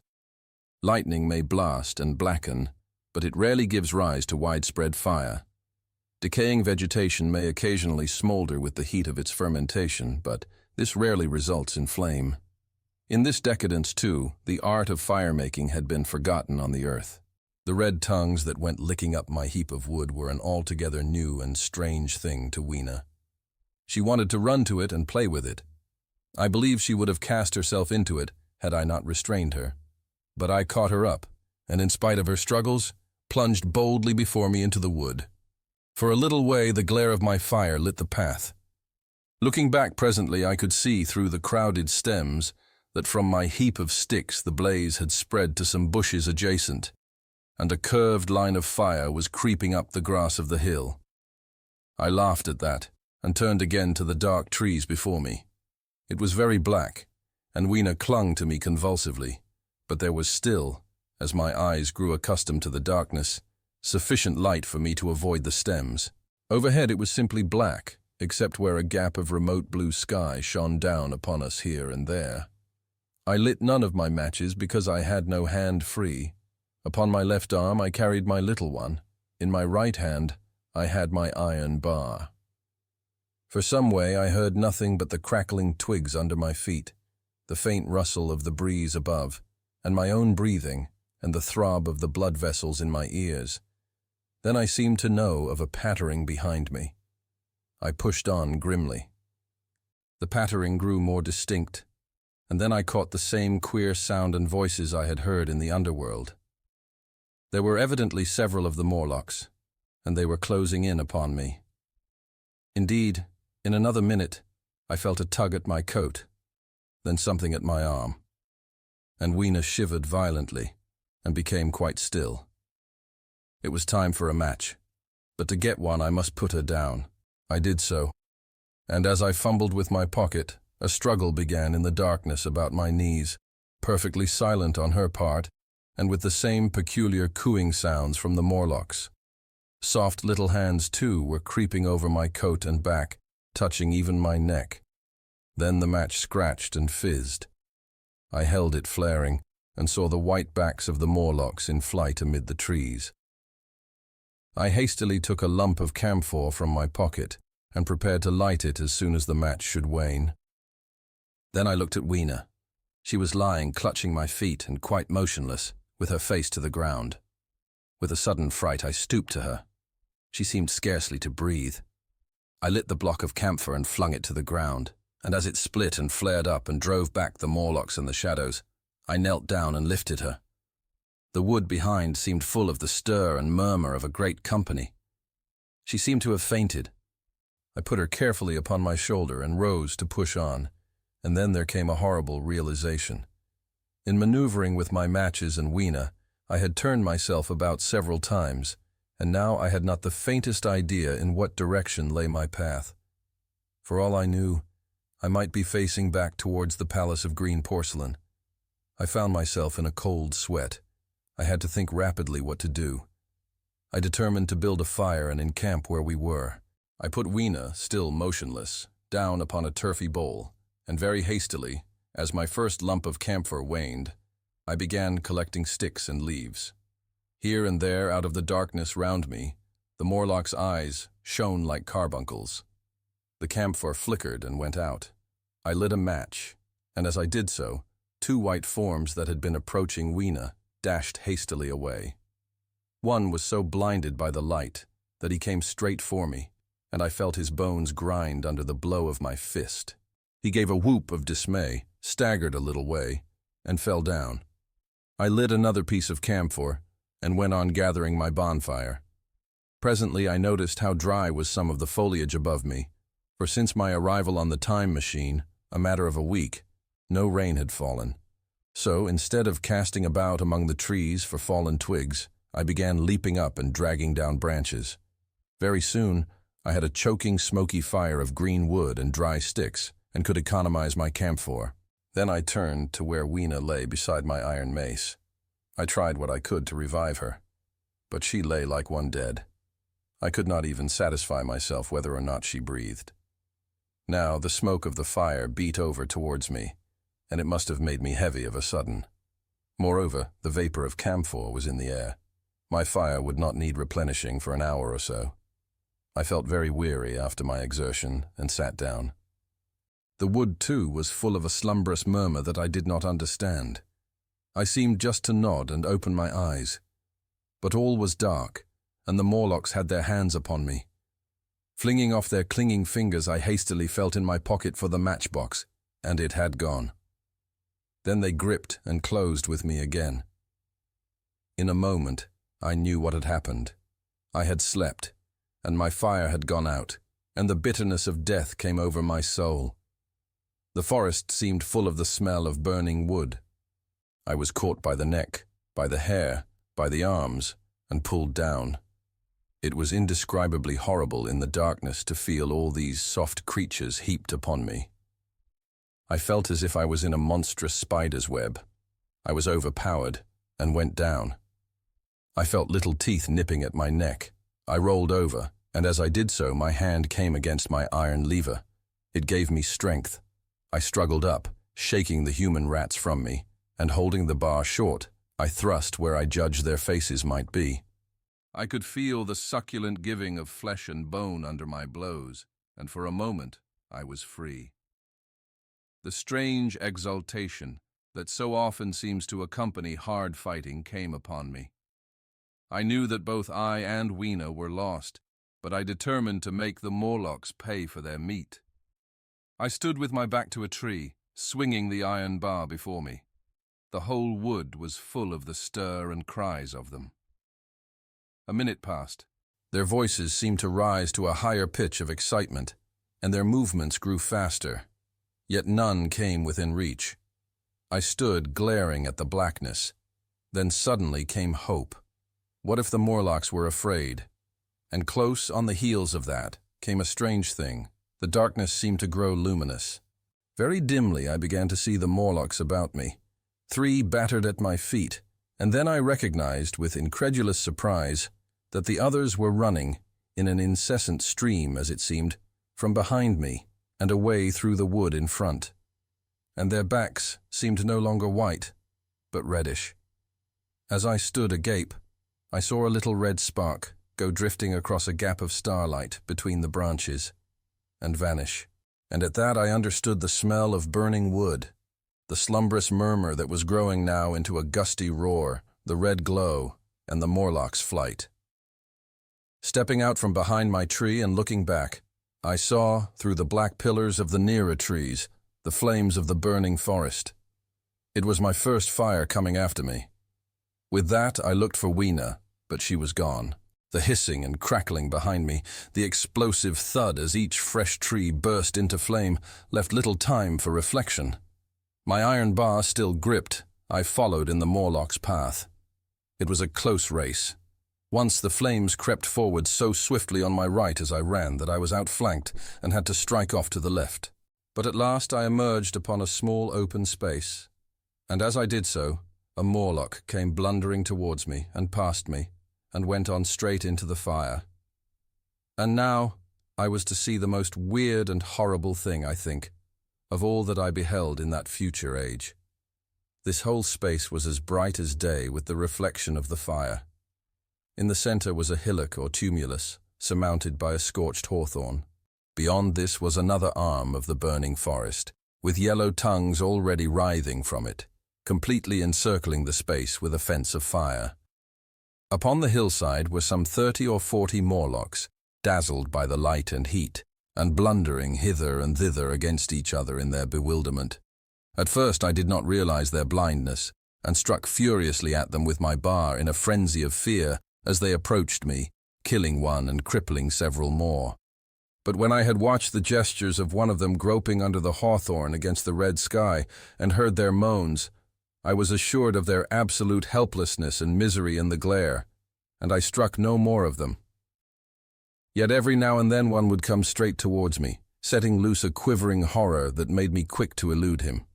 At one time the flames died down somewhat, and I feared the foul creatures would presently be able to see me.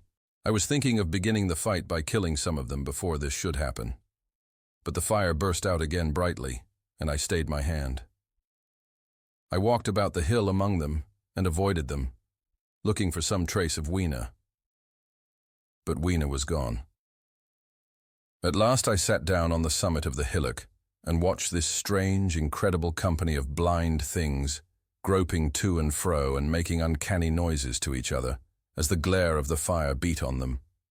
The coiling uprush of smoke streamed across the sky, and through the rare tatters of that red canopy, remote as though they belonged to another universe, shone the little stars. 2 or 3 Morlocks came blundering into me, and I drove them off with blows of my fists, trembling as I did so. For the most part of that night I was persuaded it was a nightmare. I bit myself and screamed in a passionate desire to awake. I beat the ground with my hands, and got up and sat down again, and wandered here and there, and again sat down. Then I would fall to rubbing my eyes and calling upon God to let me awake.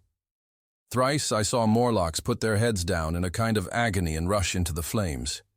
But at last, above the subsiding red of the fire, above the streaming masses of black smoke and the whitening and blackening tree stumps, and the diminishing numbers of these dim creatures, came the white light of the day. I searched again for traces of Weena, but there were none. It was plain that they had left her poor little body in the forest. I cannot describe how it relieved me to think that it had escaped the awful fate to which it seemed destined. As I thought of that, I was almost moved to begin a massacre of the helpless abominations about me. But I contained myself. The hillock, as I have said, was a kind of island in the forest. From its summit I could now make out, through a haze of smoke, the palace of green porcelain, and from that I could get my bearings for the white Sphinx.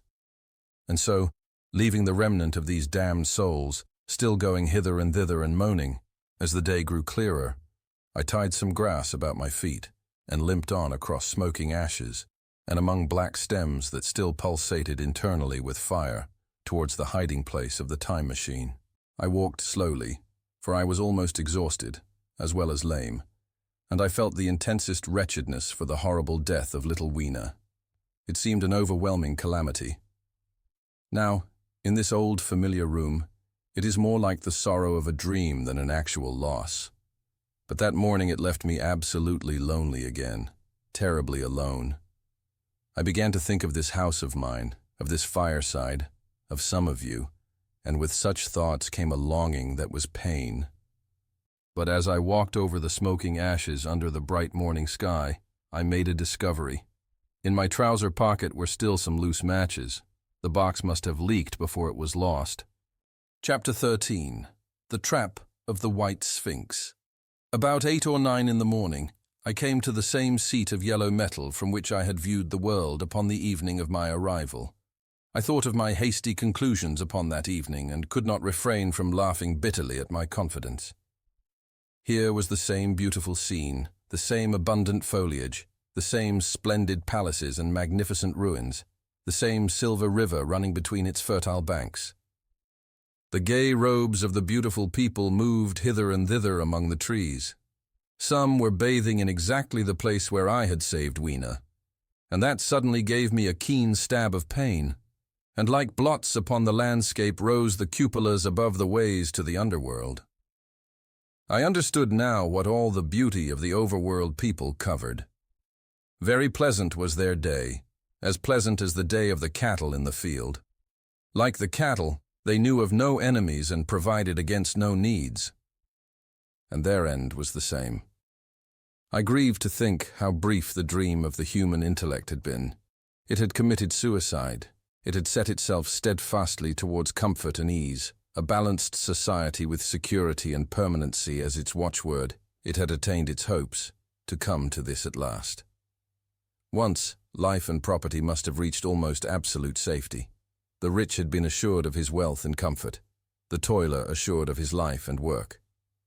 No doubt in that perfect world, there had been no unemployed problem, no social question left unsolved, and a great quiet had followed. It is a law of nature we overlook, that intellectual versatility is the compensation for change, danger, and trouble.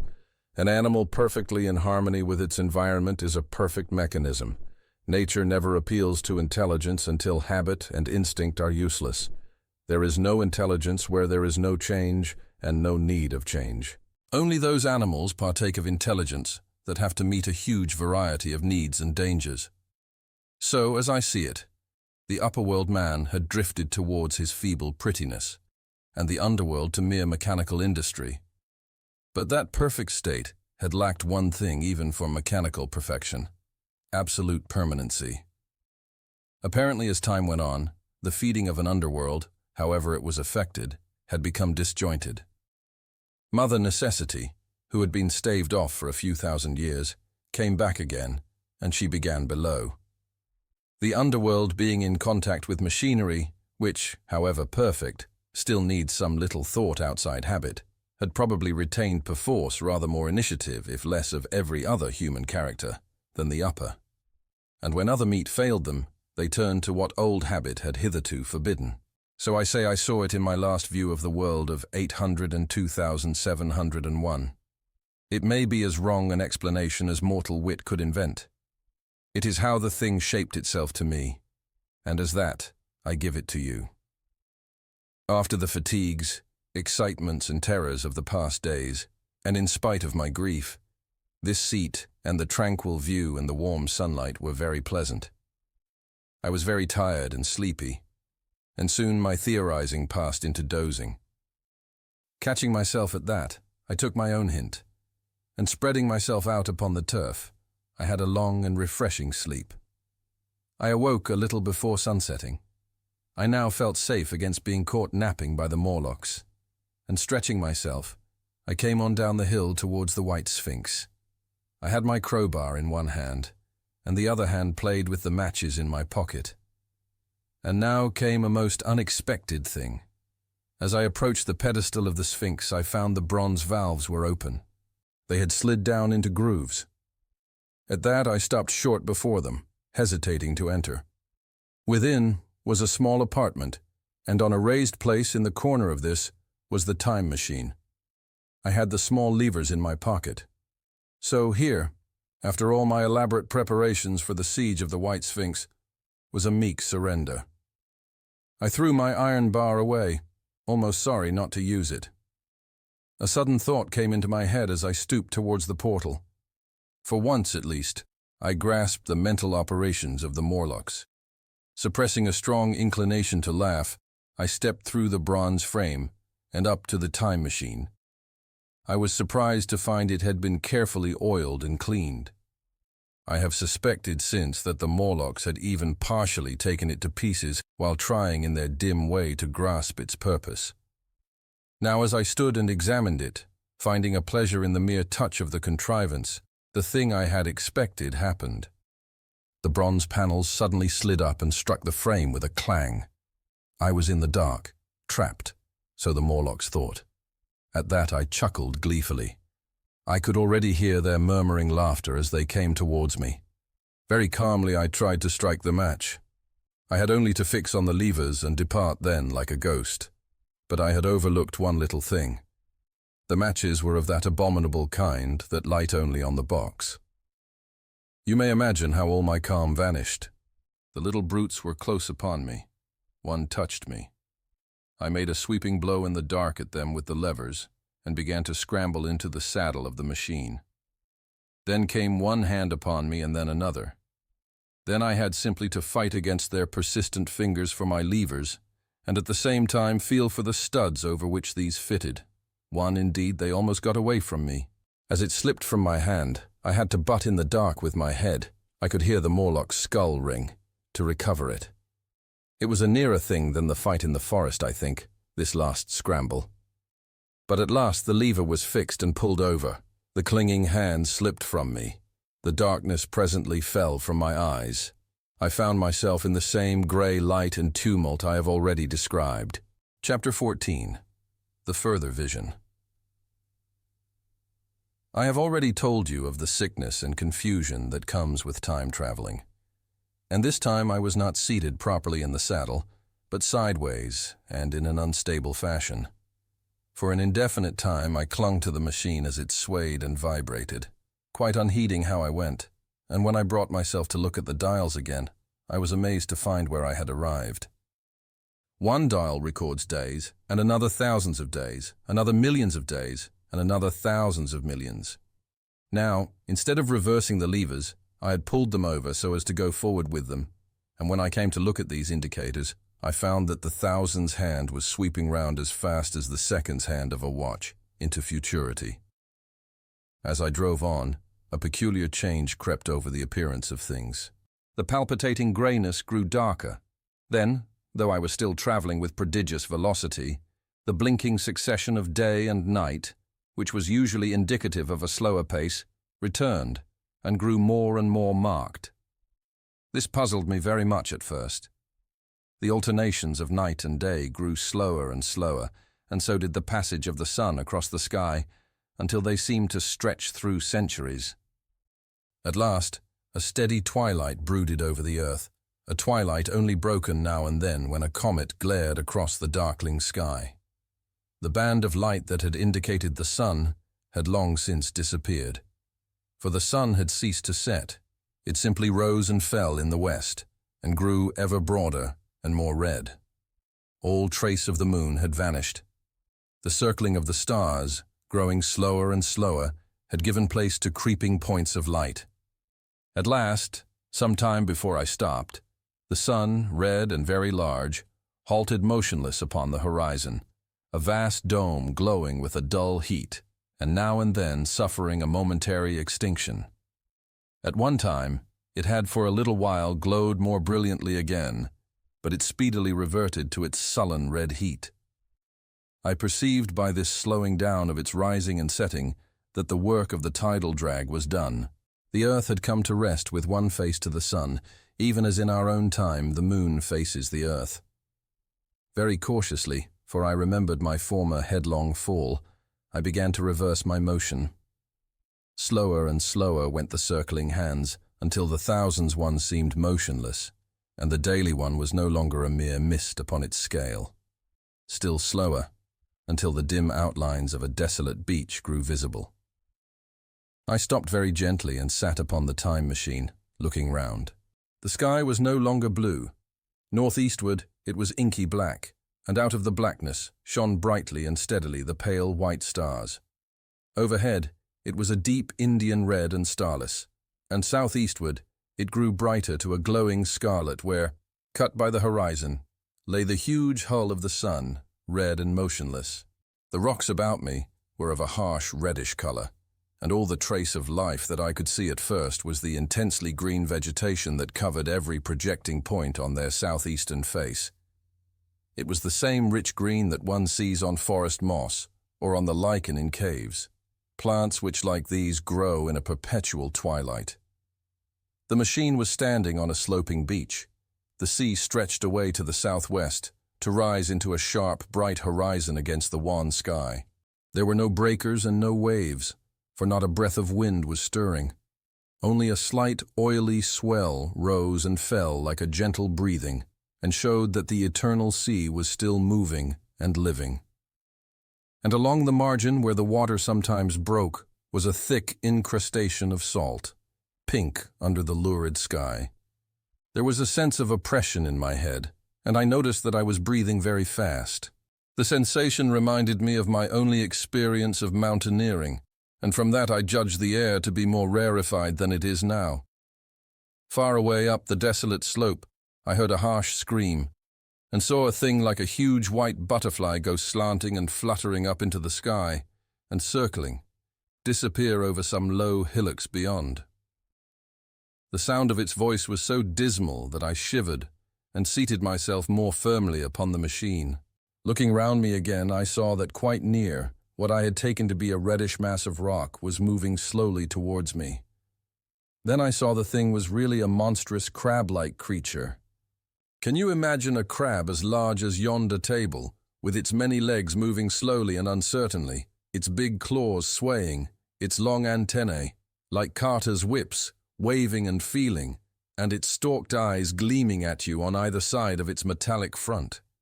Its back was corrugated and ornamented with ungainly bosses, and a greenish incrustation blotched it here and there. I could see the many palps of its complicated mouth flickering and feeling as it moved. As I stared at this sinister apparition crawling towards me, I felt a tickling on my cheek, as though a fly had lighted there. I tried to brush it away with my hand, but in a moment it returned, and almost immediately came another by my ear.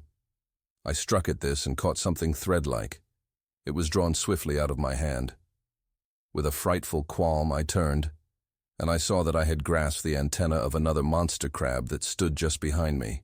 Its evil eyes were wriggling on their stalks, its mouth was all alive with appetite, and its vast, ungainly claws, smeared with an algal slime, were descending upon me. In a moment, my hand was on the lever, and I had placed a month between myself and these monsters. But I was still on the same beach, and I saw them distinctly now, as soon as I stopped.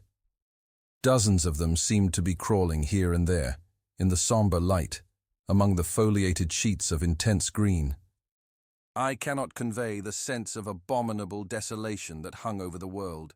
The red eastern sky, the northward blackness, the salt dead sea, the stony beach crawling with these foul, slow-stirring monsters, the uniform, poisonous-looking green of the lichenous plants, the thin air that hurts one's lungs, all contributed to an appalling effect. I moved on 100 years, and there was the same red sun, a little larger, a little duller, the same dying sea, the same chill air, and the same crowd of earthy crustacea creeping in and out among the green weed and the red rocks. And in the westward sky, I saw a curved pale line like a vast new moon. So I traveled, stopping ever and again in great strides of 1,000 years or more, drawn on by the mystery of the earth's fate, watching with a strange fascination the sun grow larger and duller in the westward sky, and the life of the old earth ebb away. At last, more than 30 million years hence, the huge red-hot dome of the sun had come to obscure nearly a 10th part of the darkling heavens.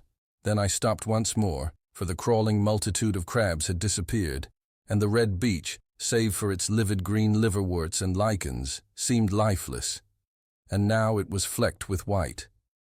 A bitter cold assailed me. Rare white flakes ever and again came eddying down. To the northeastward, the glare of snow lay under the starlight of the sable sky, and I could see an undulating crest of hillocks pinkish-white. There were fringes of ice along the sea margin, with drifting masses farther out. But the main expanse of that salt ocean, all bloody under the eternal sunset, was still unfrozen. I looked about me to see if any traces of animal life remained. A certain indefinable apprehension still kept me in the saddle of the machine. But I saw nothing moving, in earth or sky or sea. The green slime on the rocks alone testified that life was not extinct. A shallow sandbank had appeared in the sea and the water had receded from the beach. I fancied I saw some black object flopping about upon this bank, but it became motionless as I looked at it, and I judged that my eye had been deceived, and that the black object was merely a rock. The stars in the sky were intensely bright and seemed to me to twinkle very little. Suddenly, I noticed that the circular westward outline of the sun had changed, that a concavity, a bay, had appeared in the curve. I saw this grow larger. For a minute, perhaps, I stared aghast at this blackness that was creeping over the day, and then I realized that an eclipse was beginning. Either the moon or the planet Mercury was passing across the sun's disk. Naturally, at first, I took it to be the moon, but there is much to incline me to believe that what I really saw was the transit of an inner planet passing very near to the Earth. The darkness grew apace. A cold wind began to blow in freshening gusts from the east, and the showering white flakes in the air increased in number. From the edge of the sea came a ripple and whisper. Beyond these lifeless sounds, the world was silent. Silent? It would be hard to convey the stillness of it. All the sounds of man, the bleating of sheep, the cries of birds, the hum of insects, the stir that makes the background of our lives. All that was over. As the darkness thickened, the eddying flakes grew more abundant, dancing before my eyes, and the cold of the air more intense. At last, one by one, swiftly, one after the other, the white peaks of the distant hills vanished into blackness. The breeze rose to a moaning wind. I saw the black central shadow of the eclipse sweeping towards me. In another moment, the pale stars alone were visible. All else was rayless obscurity. The sky was absolutely black. A horror of this great darkness came on me. The cold that smote to my marrow and the pain I felt in breathing overcame me. I shivered, and a deadly nausea seized me. Then, like a red-hot bow in the sky, appeared the edge of the sun. I got off the machine to recover myself. I felt giddy and incapable of facing the return journey. As I stood sick and confused, I saw again the moving thing upon the shoal. There was no mistake now that it was a moving thing, against the red water of the sea. It was a round thing, the size of a football perhaps, or it may be bigger, and tentacles trailed down from it. It seemed black against the weltering blood-red water, and it was hopping fitfully about. Then I felt I was fainting, but a terrible dread of lying helpless in that remote and awful twilight sustained me while I clambered upon the saddle. Chapter 15. The Time Traveler's Return. So I came back. For a long time I must have been insensible upon the machine. The blinking succession of the days and nights was resumed. The sun got golden again, the sky blue. I breathed with greater freedom. The fluctuating contours of the land ebbed and flowed. The hands spun backward upon the dials. At last I saw again the dim shadows of houses, the evidences of decadent humanity. These too changed and passed, and others came. Presently, when the million dial was at 0, I slackened speed. I began to recognize our own pretty and familiar architecture. The thousands' hand ran back to the starting point. The night and day flapped slower and slower. Then the old walls of the laboratory came round me. Very gently now, I slowed the mechanism down. I saw one little thing that seemed odd to me. I think I have told you that when I set out, before my velocity became very high, Mrs. Watchett had walked across the room, traveling, as it seemed to me, like a rocket. As I returned, I passed again across that minute when she traversed the laboratory. But now her every motion appeared to be the exact inversion of her previous ones. The door at the lower end opened, and she glided quietly up the laboratory, back foremost, and disappeared behind the door by which she had previously entered. Just before that, I seemed to see Hillier for a moment, but he passed like a flash. Then I stopped the machine, and saw about me again the old familiar laboratory, my tools, my appliances just as I had left them. I got off the thing very shakily and sat down upon my bench. For several minutes I trembled violently. Then I became calmer. Around me was my old workshop again, exactly as it had been. I might have slept there, and the whole thing have been a dream. And yet, not exactly. The thing had started from the southeast corner of the laboratory. It had come to rest again in the northwest, against the wall where you saw it. That gives you the exact distance from my little lawn to the pedestal of the White Sphinx, into which the Morlocks had carried my machine. For a time, my brain went stagnant. Presently I got up and came through the passage here, limping, because my heel was still painful and feeling sorely begrimed. I saw the Pall Mall Gazette on the table by the door. I found the date was indeed today, and looking at the timepiece, saw the hour was almost 8 o'clock. I heard your voices and the clatter of plates. I hesitated. I felt so sick and weak. Then I sniffed good wholesome meat and opened the door on you. You know the rest. I washed and dined, and now I am telling you the story. Chapter 16. After the story. I know, he said after a pause, that all this will be absolutely incredible to you. But to me, the one incredible thing is that I am here tonight in this old familiar room, looking into your friendly faces and telling you these strange adventures. He looked at the medical man. No, I cannot expect you to believe it. Take it as a lie, or a prophecy. Say I dreamed it in the workshop. Consider I have been speculating upon the destinies of our race until I have hatched this fiction. Treat my assertion of its truth as a mere stroke of art to enhance its interest. And taking it as a story, what do you think of it? He took up his pipe and began, in his old accustomed manner, to tap with it nervously upon the bars of the grate.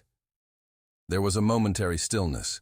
Then chairs began to creak and shoes to scrape upon the carpet.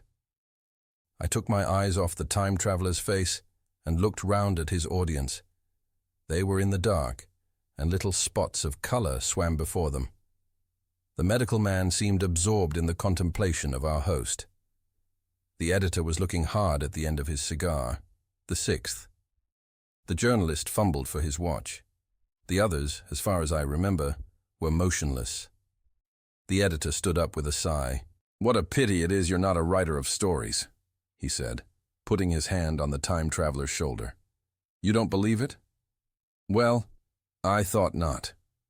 The time-traveler turned to us. "Where are the matches?" he said. He lit one and spoke over his pipe, puffing. "To tell you the truth, I hardly believe it myself. And yet—" His eye fell with a mute inquiry upon the withered white flowers upon the little table. Then he turned over the hand holding his pipe, and I saw he was looking at some half-healed scars on his knuckles. The medical man rose, came to the lamp, and examined the flowers. "The Guineaceum's odd," he said. The psychologist leant forward to see, holding out his hand for a specimen. "I'm hanged if it isn't 1:45, said the journalist. "How shall we get home?" "Plenty of cabs at the station," said the psychologist. "It's a curious thing," said the medical man, "but I certainly don't know the natural order of these flowers. May I have them?" The time-traveler hesitated, then suddenly, "Certainly not." "Where did you really get them?" said the medical man. The time-traveler put his hand to his head. He spoke like one who was trying to keep hold of an idea that eluded him. "They were put into my pocket by Weena when I traveled into time." He stared round the room. "I'm damned if it isn't all going. This room and you and the atmosphere of every day is too much for my memory. Did I ever make a time machine? Or a model of a time machine? Or is it all only a dream? They say life is a dream, a precious, poor dream at times, but I can't stand another that won't fit. It's madness. And where did the dream come from? I must look at that machine, if there is one." He caught up the lamp swiftly and carried it, flaring red, through the door into the corridor. We followed him. There, in the flickering light of the lamp, was the machine sure enough, squat, ugly, and askew, a thing of brass, ebony, ivory, and translucent, glimmering quartz. Solid to the touch, for I put out my hand and felt the rail of it, and with brown spots and smears upon the ivory, and bits of grass and moss upon the lower parts, and one rail bent awry. The time-traveler put the lamp down on the bench and ran his hand along the damaged rail. "It's all right now," he said. The story I told you was true. I'm sorry to have brought you out here in the cold." He took up the lamp, and, in an absolute silence, we returned to the smoking room. He came into the hall with us, and helped the editor on with his coat. The medical man looked into his face and, with a certain hesitation, told him he was suffering from overwork, at which he laughed hugely. I remember him standing in the open doorway, bawling good night. I shared a cab with the editor. He thought the tale a gaudy lie. For my own part, I was unable to come to a conclusion. The story was so fantastic and incredible, the telling so credible and sober. I lay awake most of the night thinking about it. I determined to go next day and see the time traveler again. I was told he was in the laboratory, and being on easy terms in the house, I went up to him. The laboratory, however, was empty. I stared for a minute at the time machine and put out my hand and touched the lever. At that, the squat, substantial-looking mass swayed like a bough shaken by the wind. Its instability startled me extremely, and I had a queer reminiscence of the childish days when I used to be forbidden to meddle. I came back through the corridor. The time traveler met me in the smoking room. He was coming from the house.